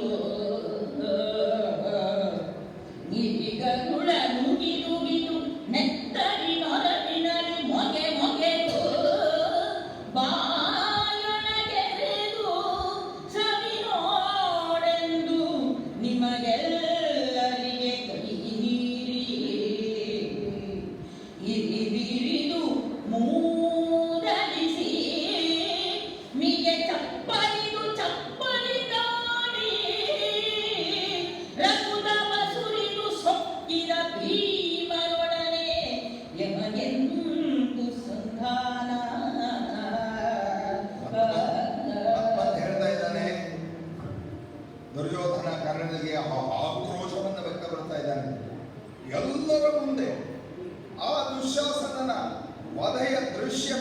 ಬೆನ್ನಿಗೆ ಕಟ್ಟಿದಂತೆ ಇದೆಯಂತೆ. ಅವನ ಹೃದಯವನ್ನ ಸೀಳಿ ಆ ಹಸಿಯಾಗಿರುವಂತಹ ಆ ಕರಳನ್ನು ತೆಗೆದು ಬಗೆದು, ಬನ್ನಿ ಚಪ್ಪರಸಿ, ನೀವು ಇದನ್ನು ಸವಿ ನೋಡಿ, ಬನ್ನಿ ಬನ್ನಿ ಬನ್ನಿ, ದುರ್ಯೋಧನ ಬಾ, ಎಲ್ಲರನ್ನೂ ಕೂಡ ಕರೀತಾ ಇದ್ದಾನೆ. ಮತ್ತೆ ಎಲ್ಲರ ಕಣ್ಣು ಸಾಕ್ಷಿಯಾಗಿ ಗರ್ಜನೆ ಮಾಡುತ್ತಾ ಆ ಕುಣಿದ್ನಲ್ಲ, ನರ್ತನೆ ಮಾಡಿದ್ನಲ್ಲ, ಅಂತಹ ಭೀಮನ ಜೊತೆ ಸಂಧಾನವೇ. ಏನ್ ಮಾತಾಡ್ತಾ ಇದ್ದೀರಿ ನೀವು ಅಂತ ಹೇಳಿದಾಗ ಕರ್ಣನನ್ನು ಕುರಿತು ಅಶ್ವತ್ಥಾಮ ಹೇಳ್ತಾ ಇದ್ದಾನೆ, ಆಡಲೇಕಿದನು ಇನ್ನು ಹಿಂದಣ ಕೇಳ ಎಣಿಸಿದಳೆ ಏನು ಫಲ ತಾಗೂಡಿ ಹಲವರು ಜೀವ ಪುರುಷರು ಹೆಂಗಳಾದೆವಲೆ ಓಡದಿರು ಹಿಂದಾದ ಭಂಗವನಾಡದಿರು ಬಹುಬಂಧು ವರ್ಗದ ಕೇಳದೆಲ್ಲವನು ಒಬ್ಬ ಕರ್ಣನ ನೋಡಿ ಮರೆಯಂದ. ಆಗ ಅಶ್ವತ್ಥಾಮ ಸಮಾಧಾನ ಮಾಡ್ತಾ ಇದ್ದಾರೆ. ದುರ್ಯೋಧನನು, ಸುಯೋಧನ, ಯಾಕಪ್ಪ ಇಷ್ಟು ಆಕ್ರೋಶ, ಯಾಕಿಷ್ಟು ದ್ವೇಷ, ಯಾಕಿಷ್ಟು ಕ್ರೌರ್ಯ ಆಯಿತು? ಈ ರೀತಿಯಾಗಿ ನಾವು ಹಿಂದಿನೆಲ್ಲ ನೆನೆಸ್ಕೊಂಡು ಅದನ್ನೇ ಮುಂದುವರಿಸ್ಕೊಂಡು ಹೋದರೆ ಇದೇ ಜೀವನ. ಆಡಲೇಕೆ ಇದನ್ನು ಹಿಂದನ ಕೇಡನ್ನು ಎಣಿಸುತ್ತಿರು. ಹಿಂದೆ ಆದಂತಹ ಈ ಒಂದು ಕ್ರೌರ್ಯವನ್ನು ನೀನು ಮನಸ್ಸಿಗೆ ತೆಗೆದುಕೊಳ್ಬೇಡ, ಅದನ್ನು ಚಿಂತಿಸಬೇಡ, ಅದನ್ನು ಪುನಃ ಪುನಃ ಸ್ಮರಣೆ ಮಾಡಿಕೊಳ್ಬೇಡ. ಸ್ಮರಣೆ ಮಾಡಿಕೊಂಡಷ್ಟು ಕೂಡ ದ್ವೇಷ ಹೆಚ್ಚಾಗುತ್ತೆ, ಕ್ರೌರ್ಯ ಹೆಚ್ಚಾಗುತ್ತೆ. ಆ ದೃಶ್ಯವನ್ನು ನಾನು ನೋಡಿದ್ದೀನಿ, ನೀನು ನೋಡಿದ್ದೀಯ. ಇಲ್ಲಿ ಇಡೀ ಹಸ್ತಿನಾವತಿ ಈ ಒಂದು ಕುರುಕ್ಷೇತ್ರ ಜನ ನೋಡಿದ್ದಾರೆ, ನಿಜ. ನಾವೆಲ್ಲ ಆ ದೃಶ್ಯದಲ್ಲಿ ಹೆಂಗಸರಾಗ್ಬಿಟ್ಟಿದ್ವಿ, ನಾವೆಲ್ಲ ನಿರ್ವೀರ್ಯರಾಗ್ಬಿಟ್ವಿ, ನಾವೆಲ್ಲ ಅಸಹಾಯಕರಾಗ್ಬಿಟ್ವಿ. ಅದನ್ನು ನೋಡಬೇಡ. ಇಲ್ಲಾದ ಭಾಗ್ಯವನ್ನು ಆಡದಿರು. ಬಹು ಬಂಧುವರ್ಗದ ಕೇಡದ ಆ ಎಲ್ಲ ಬಂಧುವರ್ಗಗಳಿಗೆ ಕೇಳುಂಟಾಗುತ್ತಲ್ಲ ಮುಂದಕ್ಕೆ. ಆ ಹಿಂದಾದಂತಹ ಅನೇಕ ಜನರ ಹತ್ಯೆ ಆಗಿದೆಯಲ್ಲ, ಅದ್ಯಾವುದನ್ನು ಕೂಡ ನೆನಪಿಸ್ಕೊಳ್ದೆ, ಸ್ಮರಿಸ್ಕೊಳ್ದೆ, ಅದೆಲ್ಲವನ್ನು ಕೂಡ ಕೊನೆಗೆ ಒಂದು ಮಾತು ಹೇಳ್ತಾರೆ, ಕರ್ಣನ ನೋಡಿ ಮರೆ. ಕರ್ಣನ ಮುಖ ನೋಡಯ್ಯ, ಕರ್ಣನನ್ನು ನೋಡಿ ಮರೆ. ಅವನನ್ನು ಕೂಡ ಯುದ್ಧದಲ್ಲಿ ಹಾಳು ಮಾಡಬೇಡ. ಆ ಕರ್ಣನ ನೋಡಿ ಎಲ್ಲ ದುಃಖಗಳನ್ನ, ಎಲ್ಲ ವೈರಿಗಳನ್ನ, ಎಲ್ಲ ಆಕ್ರೋಶಗಳನ್ನ, ಎಲ್ಲ ದ್ವೇಷಗಳನ್ನು ಕೂಡ ಮರೆ ಅಂತ ಮುಂದೆ ಮತ್ತೆ ಹೇಳ್ತಾ ಇದ್ದಾನೆ. ಅನುಜಗಳಿದುದು ನೂರು ಬಬರದಿ ತನುಜಗಳಿದುದು ನೂರು ಬಾಂಧವ ಜನರು ಸಂಖ್ಯಾರಹಿತ ಬಿದ್ದೇನು ಅವಧಿ ಇದ್ದೇನು ಎನಗೆ ಕರ್ಣನ ಜೀವವೇ ಜೀವನವಿದು ಎಂಬೆಯಲ ಎನಗೆ ಕರ್ಣನ ಜೀವವೇ ಜೀವನವಿದೆಂಬೆಯಲ ಸಹೋದರ ತನುಜರೆಲ್ಲರನ್ನು ಒಬ್ಬ ಕರ್ಣನ ನೋಡಿ ಮರೆಯಂದ.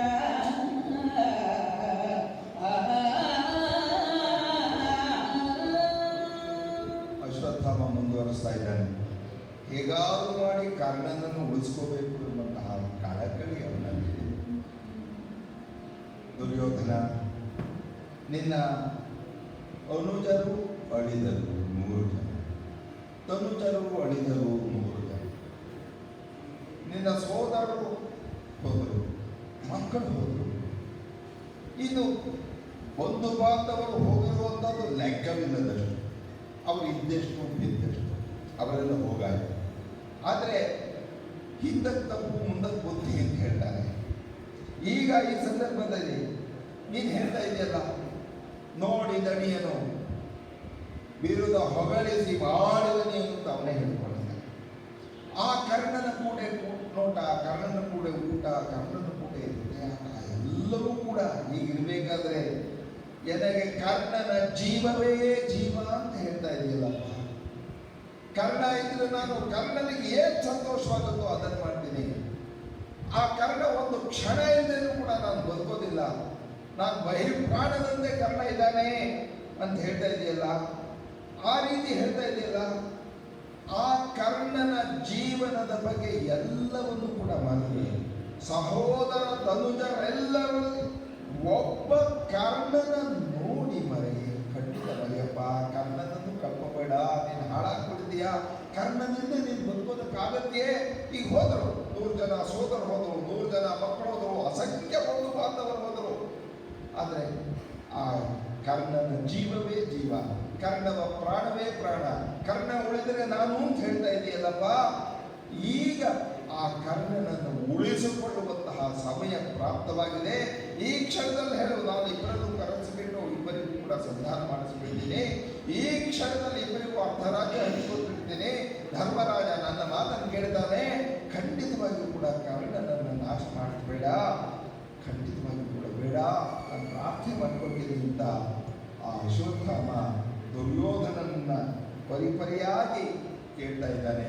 ಆ ಕೇಳ್ತಾನೆ, ರಣದೊಳಳಿದ ಈ ಸಕಲ ಬಾಂಧವ ಗಣವಿದೆಲ್ಲವನು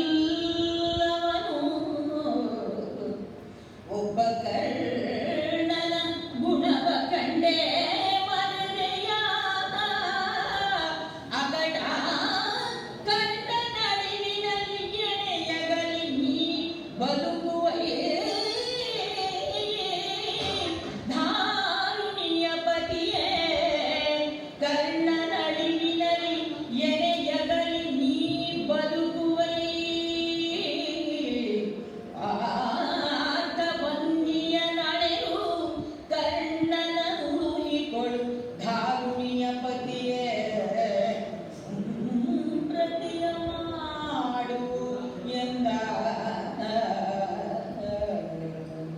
ದುರ್ಯೋಧನ ಮತ್ತೆ ಮತ್ತೆ ನಾನು ಪ್ರಾರ್ಥನೆ ಮಾಡ್ತಾ ಇದ್ದೀನಿ. ಎಂತಹ ಕರ್ಣ, ಎಂತಹ ವ್ಯಕ್ತಿತ್ವ, ಎಂತಹ ಶ್ರೇಷ್ಠನಾದಂಥವನು. ನಿನ್ನ 100 ಜನ ಸೋದರರು ಹೋದರು, 100 ಜನ ಮಕ್ಕಳು ಹೋದರು, ಅಸಂಖ್ಯ ಬಂಧು ಬಾಂಧವರು ಹೋದರು. ಈ ರಣದಲ್ಲಿ ಸಕಲ ಬಾಂಧವ ಗುಣ ಇದೆಲ್ಲವನ್ನೂ ಕೂಡ ಒಬ್ಬ ಕರ್ಣನ ಗುಣದಲ್ಲಿ. ಅಷ್ಟು ಜನರ ಎಲ್ಲ ಗುಣವನ್ನು ಕೂಡ ಒಬ್ಬನಲ್ಲಿ ನೀನು ನೋಡ್ತಾ ಇದೀಯ, ಒಬ್ಬನಲ್ಲಿ ಕಾಣ್ತಾ ಇದೀಯಾ. ಅದರಿಂದ ನೀನು ಎಲ್ಲ ದುಃಖವನ್ನು ಕೂಡ ಮರೀತಾ ಇದೀಯ. ಕಾರಣ ಒಬ್ಬ ಇದ್ರೆ ಸಾಕು, ಯಾರ್ಯಾರು ಸಾಯಲಿ ಏನಾಗಲಿ, ಆ ಕರ್ಣನಲ್ಲಿ ಎಲ್ಲರನ್ನೂ ಕೂಡ ನೀನು ಆವಾಹನೆ ಮಾಡಿಕೊಂಡು ಅವನನ್ನು ನೀನು ಬದುಕ್ತಾ ಇದೀಯಾ. ಯೋಚನೆ ಮಾಡು ದುರ್ಯೋಧನ. ಅಕಸ್ಮಾತ್ ಕರ್ಣ ಯುದ್ಧದಲ್ಲಿ ಏನಾಗುತ್ತೆ ಗೊತ್ತಿಲ್ಲ, ಯಾರು ಗೆಲ್ತಾರೆ ಗೊತ್ತಿಲ್ಲ, ಯುದ್ಧ ಇದು, ಯಾರು ಸೋಲ್ತಾರೆ ಯಾರು ಗೆಲ್ತಾರೆ ಗೊತ್ತಿಲ್ಲ. ಅಕಸ್ಮಾತ್ ಈ ಕರ್ಣ ಯುದ್ಧದಲ್ಲಿ ಸತ್ರು ಏನಾಗ್ಬೋದು? ನೀನ್ ಬದುಕ್ತೀಯಾ ದುರ್ಯೋಧನ? ನೀನ್ ಬದುಕ್ತೀಯಾ? ಬದುಕುವಷ್ಟು ಧೈರ್ಯ ನಿನಗಿದೆಯಾ? ನೀನ್ ಖಂಡಿತವಾಗಿಯೂ ಕೂಡ ಬದುಕ್ತೀಯಾ? ಆ ಪಾರ್ಥ ವನ್ನಿಯ ನೆನೆದು ಕರ್ಣನನ್ನು ಉಳಿದುಕೊಳ್ಳು. ನಾನು ಪ್ರಾರ್ಥನೆ ಮಾಡ್ತಾ ಇದ್ದೇನೆ, ಆ ಪಾರ್ಥನ ವನ್ನಿ ಜ್ವಾಲೆಗೆ ಇವನನ್ನ ಕರ್ಪೂರ ಮಾಡಬೇಡ. ಆ ಪಾರ್ಥನ ಆ ಬಾಣವೆಂಬ ಬೆಂಕಿಗೆ ಇವನನ್ನ ಕರ್ಪೂರ ಮಾಡಬೇಡ, ಆಹುತಿ ಮಾಡಬೇಡ, ಖಂಡಿತ ಬೇಡ. ಸಂಸ್ಕೃತಿಯನ್ನು ಮಾಡು. ಈಗ ನೀನು ಸಂಧಿ ಮಾಡಿಕೋ, ಕರ್ಣನನ್ನು ಉಳಿಸ್ಕೋ. ಇಲ್ಲದೆ ಕರ್ಣನೂ ಹೋಗ್ತಾನೆ. ಕರ್ಣ ಹೋದ್ರೆ ನೀನು ಬದುಕೋದಿಲ್ಲ, ಖಂಡಿತವಾಗಿಯೂ ಕೂಡ ನೀನು ಬದುಕೋದಿಲ್ಲ.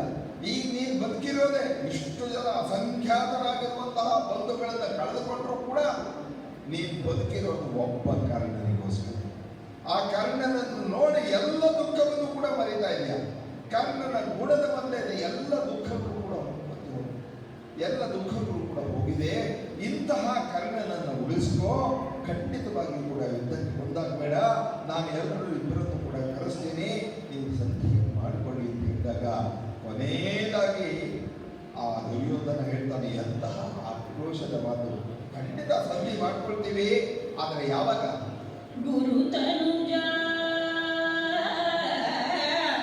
ನೀವಾಡಿದುದ ಧಿಕ್ಕರಿಸುವವರಾವಲ್ಲ ಕರ್ಣನ ಹಿರಿಯ ಮಗನನು ಪಾರ್ಥನುದರದೊಳು ಆ ಸಹೋದರನ ದುರುಳ ಭೀಮನ ಬಸಿರ ಬಗಿದು ಉತ್ತರಿಸುವೆನು ಭಾಷೆಯನು ನೀವು ಗುರುತನುಜ ನೀವು ಹಿರಿಯರ ಸಡಲಿ ಯಮಳರಲ್ಲಿ ಸಂಧಿಯ ಮಾಡಿಕೊಡಿ ಗುರುತನುಜ ಎಂದ ಗುರುಪುತ್ರ ಅಶ್ವತ್ಥಾಮ, ನಾನು ನಿಮಗೆ ಕೈ ಮುಗಿದುಕೊಂಡು ಪ್ರಾರ್ಥನೆ ಮಾಡಿಕೊಳ್ತಾ ಇದ್ದೀನಿ, ಭಿನ್ನವಿಸ್ಕೊಳ್ತಾ ಇದ್ದೀನಿ. ಅಶ್ವತ್ಥಾಮನ ಮಾತನ್ನು ಧಿಕ್ಕರಿಸುವಂತಹ ಧಾರ್ಷ್ಟ್ಯತನ ನನಗಿಲ್ಲ. ನೀವು ಆಡಿರುವುದ ಧಿಕ್ಕರಿಸುವವರ ಅವನ ಖಂಡಿತ ಧಿಕ್ಕರಿಸೋದಿಲ್ಲ. ಸಂಧಿ ಮಾಡಿಕೊಳ್ಳೋಣ, ಖಂಡಿತ ಸಂಧಿಗೆ ನಾನು ಒಪ್ಕೊಳ್ತೀನಿ. ಈ ಎಲ್ಲರ ಸಮಾಧಿಯ ಮೇಲೆ ಕಟ್ಟಿದಂತಹ ಒಂದು ಸೌಧ ಬೇಡ, ನಾನು ಸಂಧಿ ಮಾಡ್ಕೊಳ್ತೀನಿ. ಆದರೆ ಹೃದಯದಲ್ಲಿ ಕೊತ ಕೊತ ಕೊತ ಕುದೀತಾ ಇದೆ ಆಕ್ರೋಶ. ಎಂತಹ ಆಕ್ರೋಶ ಅದು! ಯಾವಾಗ ಸಂಧಿ ಮಾಡ್ಕೊಳ್ಳೋದು? ಕರ್ಣನ ಮಗ ವೃಷಸೇನನನ್ನ ಕೊಂದ್ರಲ್ಲ, ಅದಕ್ಕೆ ಪ್ರತೀಕಾರವನ್ನು ನಾನು ಮಾಡಬೇಕು. ಅದಕ್ಕೆ ಏನ್ ಪ್ರತೀಕಾರ ಅಂತ ಹೇಳಿದ್ರೆ, ಪಾರ್ಥನ ಉದರದಳು ಆ ಪಾರ್ಥನ ಸಂಹಾರ ಮಾಡಿ ಅದಕ್ಕೆ ಪ್ರತೀಕಾರ. ಕರ್ಣನ ಮಗನ ಸಾವಿಗೆ ಒಂದು ಪ್ರತೀಕಾರ. ಇನ್ನು ದುಶ್ಯಾಸನನ ಕರುಳ ಬಗದು ರಕ್ತವನ್ನು ಕುಡಿದ್ರಲ್ಲ ಎಲ್ಲರ ಮುಂದೆ, ಅದಕ್ಕೆ ಪ್ರತೀಕಾರ.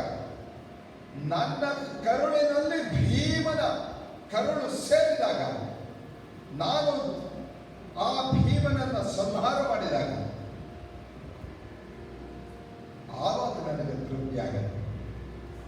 ಇಲ್ಲ, ನಾವಿಬ್ರು ಕೂಡ ನನ್ನ ಕರುಳಿನಲ್ಲಿ ಅವನ ಕರುಳು ಸೇರ್ಬೇಕು, ಪಾರ್ಥನ ಕರುಳಿನಲ್ಲಿ ವೃಷಸೇನನ ಕರುಳು ಸೇರ್ಬೇಕು. ಕರ್ಣನ ಮಗನಿಗೆ ಪಾರ್ಥ ಪ್ರತೀಕಾರ, ದುಶ್ಯಾಸನನಿಗೆ ಭೀಮ ಪ್ರತೀಕಾರ. ಇವರಿಬ್ಬರೂ ಕೂಡ ಹೋದ ಮೇಲೆ, ಇವರಿಬ್ಬರೂ ಕೂಡ ಅಳಿದ ಮೇಲೆ ಉಳಿದಾರಲ್ಲ ಧರ್ಮರಾಜ, ನಕ್ಕಲು ಸಹದೇವರು, ಅವ್ರ ಜೊತೆ ನೀವು ಸಂಧಿಯನ್ನು ಮಾಡಿಕೊಳ್ಳಿ. ಖಂಡಿತ ನಾನು ಸಂಧಿಗೆ ಹೋಗ್ತೀನಿ. ಅಲ್ಲಿವರೆಗೆ ಸಂಧಿ ಇಲ್ಲ. ಆ ಭೀಮ ಮತ್ತು ಅರ್ಜುನನ ಮೇಲೆ ಇರುವಂತಹ ಆಕ್ರೋಶ, ಆ ದ್ವೇಷ, ಆ ವೈರ ಅದು ಕುದ ಕುದೀತಾ ಇದೆ. ಆದರೆ ಅಶ್ವತ್ಥಾಮನ ಮಾತನ್ನು ಮೀರೋದಕ್ಕಾಗಲ್ಲ. ಅಷ್ಟೇ ವಿನಯವಾಗಿ ಹೇಳ್ತಾನೆ, ಗುರು ತನಕ ನೀವು ಆಡಿದ ಧಿಕ್ಕರಿಸೋಣ, ಖಂಡಿತ ಧಿಕ್ಕರಿಸೋದಿಲ್ಲ. ಕರ್ಣನ ಹಿರಿಯ ಮಗನನ್ನು ಪಾರ್ಥನ ಉದರದಳು ಆ ಸಹೋದರನ ದುರುಳ ಭೀಮನ ಬಸಿರ ಬಗೆದು ಉತ್ತರಿಸುವೆನು ಭಾಷೆಯಲ್ಲಿ. ನೀ ಹಿರಿಯ ಅರಸರಲ್ಲಿ ಯಮಳರಲ್ಲಿ ಸಂಧಿಯ ಮಾಡೋಣ. ಅನಂತರ ಇವ್ರ ಜೊತೆ ಸಂಧಿ ಮಾಡಿಕೊಳ್ಳಿ. ಅಶ್ವತ್ಥಾಮ ಏನೋ ಕರ್ಣನನ್ನು ಉಳಿಸ್ಬೇಕು ಅಂತ ಬಂದ. ಆ ಸಂಧಿ ಮಾಡಿಕೊಳ್ಳೋಣ. ಆ ಕರ್ಣನನ್ನು ನೋಡಿ ಆ ದುರ್ಯೋಧನ ಸಂತೋಷವಾಗಿರಲಿ, ಉಳಿದ ದಿವಸಗಳನ್ನು ನಮ್ಯತೆಯಿಂದ ಕಳೀಲಿ ಅಂತ ಪ್ರಯತ್ನ ಮಾಡ್ತಾನೆ. ಆದರೆ ದುರ್ಯೋಧನ ಅವನ ಮಾತಿಗೆ ಸ್ವಲ್ಪ ಹಾಕೋದಿಲ್ಲ. ಅವರಿಬ್ಬರ ಸಂಹಾರ ಆದಮೇಲೆ, ಅವರಿಬ್ಬರ ವಧೆ ಆದಮೇಲೆ, ಪಾರ್ಥ ಭೀಮರ ಸಂಹಾರವಾದ ಮೇಲೆ ನಮ್ಮ ಸಂಧಾನ ಅಂತ ಹೇಳ್ತಾ ಇಲ್ಲಿವರೆಗೆ ನಮಗೆ ಕೊಟ್ಟಂತಹ ಸಮಯಕ್ಕೆ ಅನುಗುಣವಾಗಿ ನಮ್ಮ ಕರ್ತವ್ಯವನ್ನು ನಡೆಸ್ತಾ ಇದ್ದೇವೆ. ಈ ಹೊತ್ತಿನಲ್ಲೂ ಕೂಡ ನಾವೆಲ್ಲರೂ ಕೂಡ ನಮ್ಮ ಮಾತನ್ನು ಕೇಳಿದ್ದಕ್ಕೆ ಧನ್ಯವಾದಗಳನ್ನು.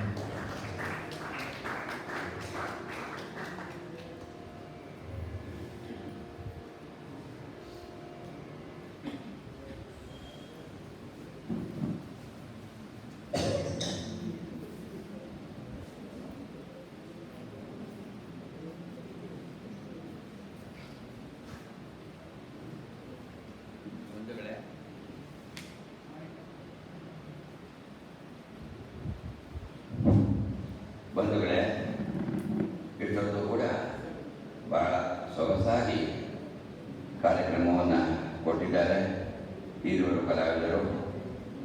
ಪೂಜ್ಯರಾದ ವೇದಮೂರ್ತಿ ಮಾರ್ಕಂಡೇಯ ಅವಧಾನಿಗಳವರಿಗೆ ಅಶ್ವತ್ಥಾಮ ಮತ್ತು ಈ ಸಂಭಾಷಣೆ ಭಾಗ ಇದೆಲ್ಲ ಅದು ಬಹಳ ಇಷ್ಟವಾದ ಭಾಗ. ಅಷ್ಟೇ ಬಹಳ ಸ್ವಾರಸ್ಯವಾಗಿ ಅದನ್ನು ಹೇಳ್ತಾ ಇದ್ರು.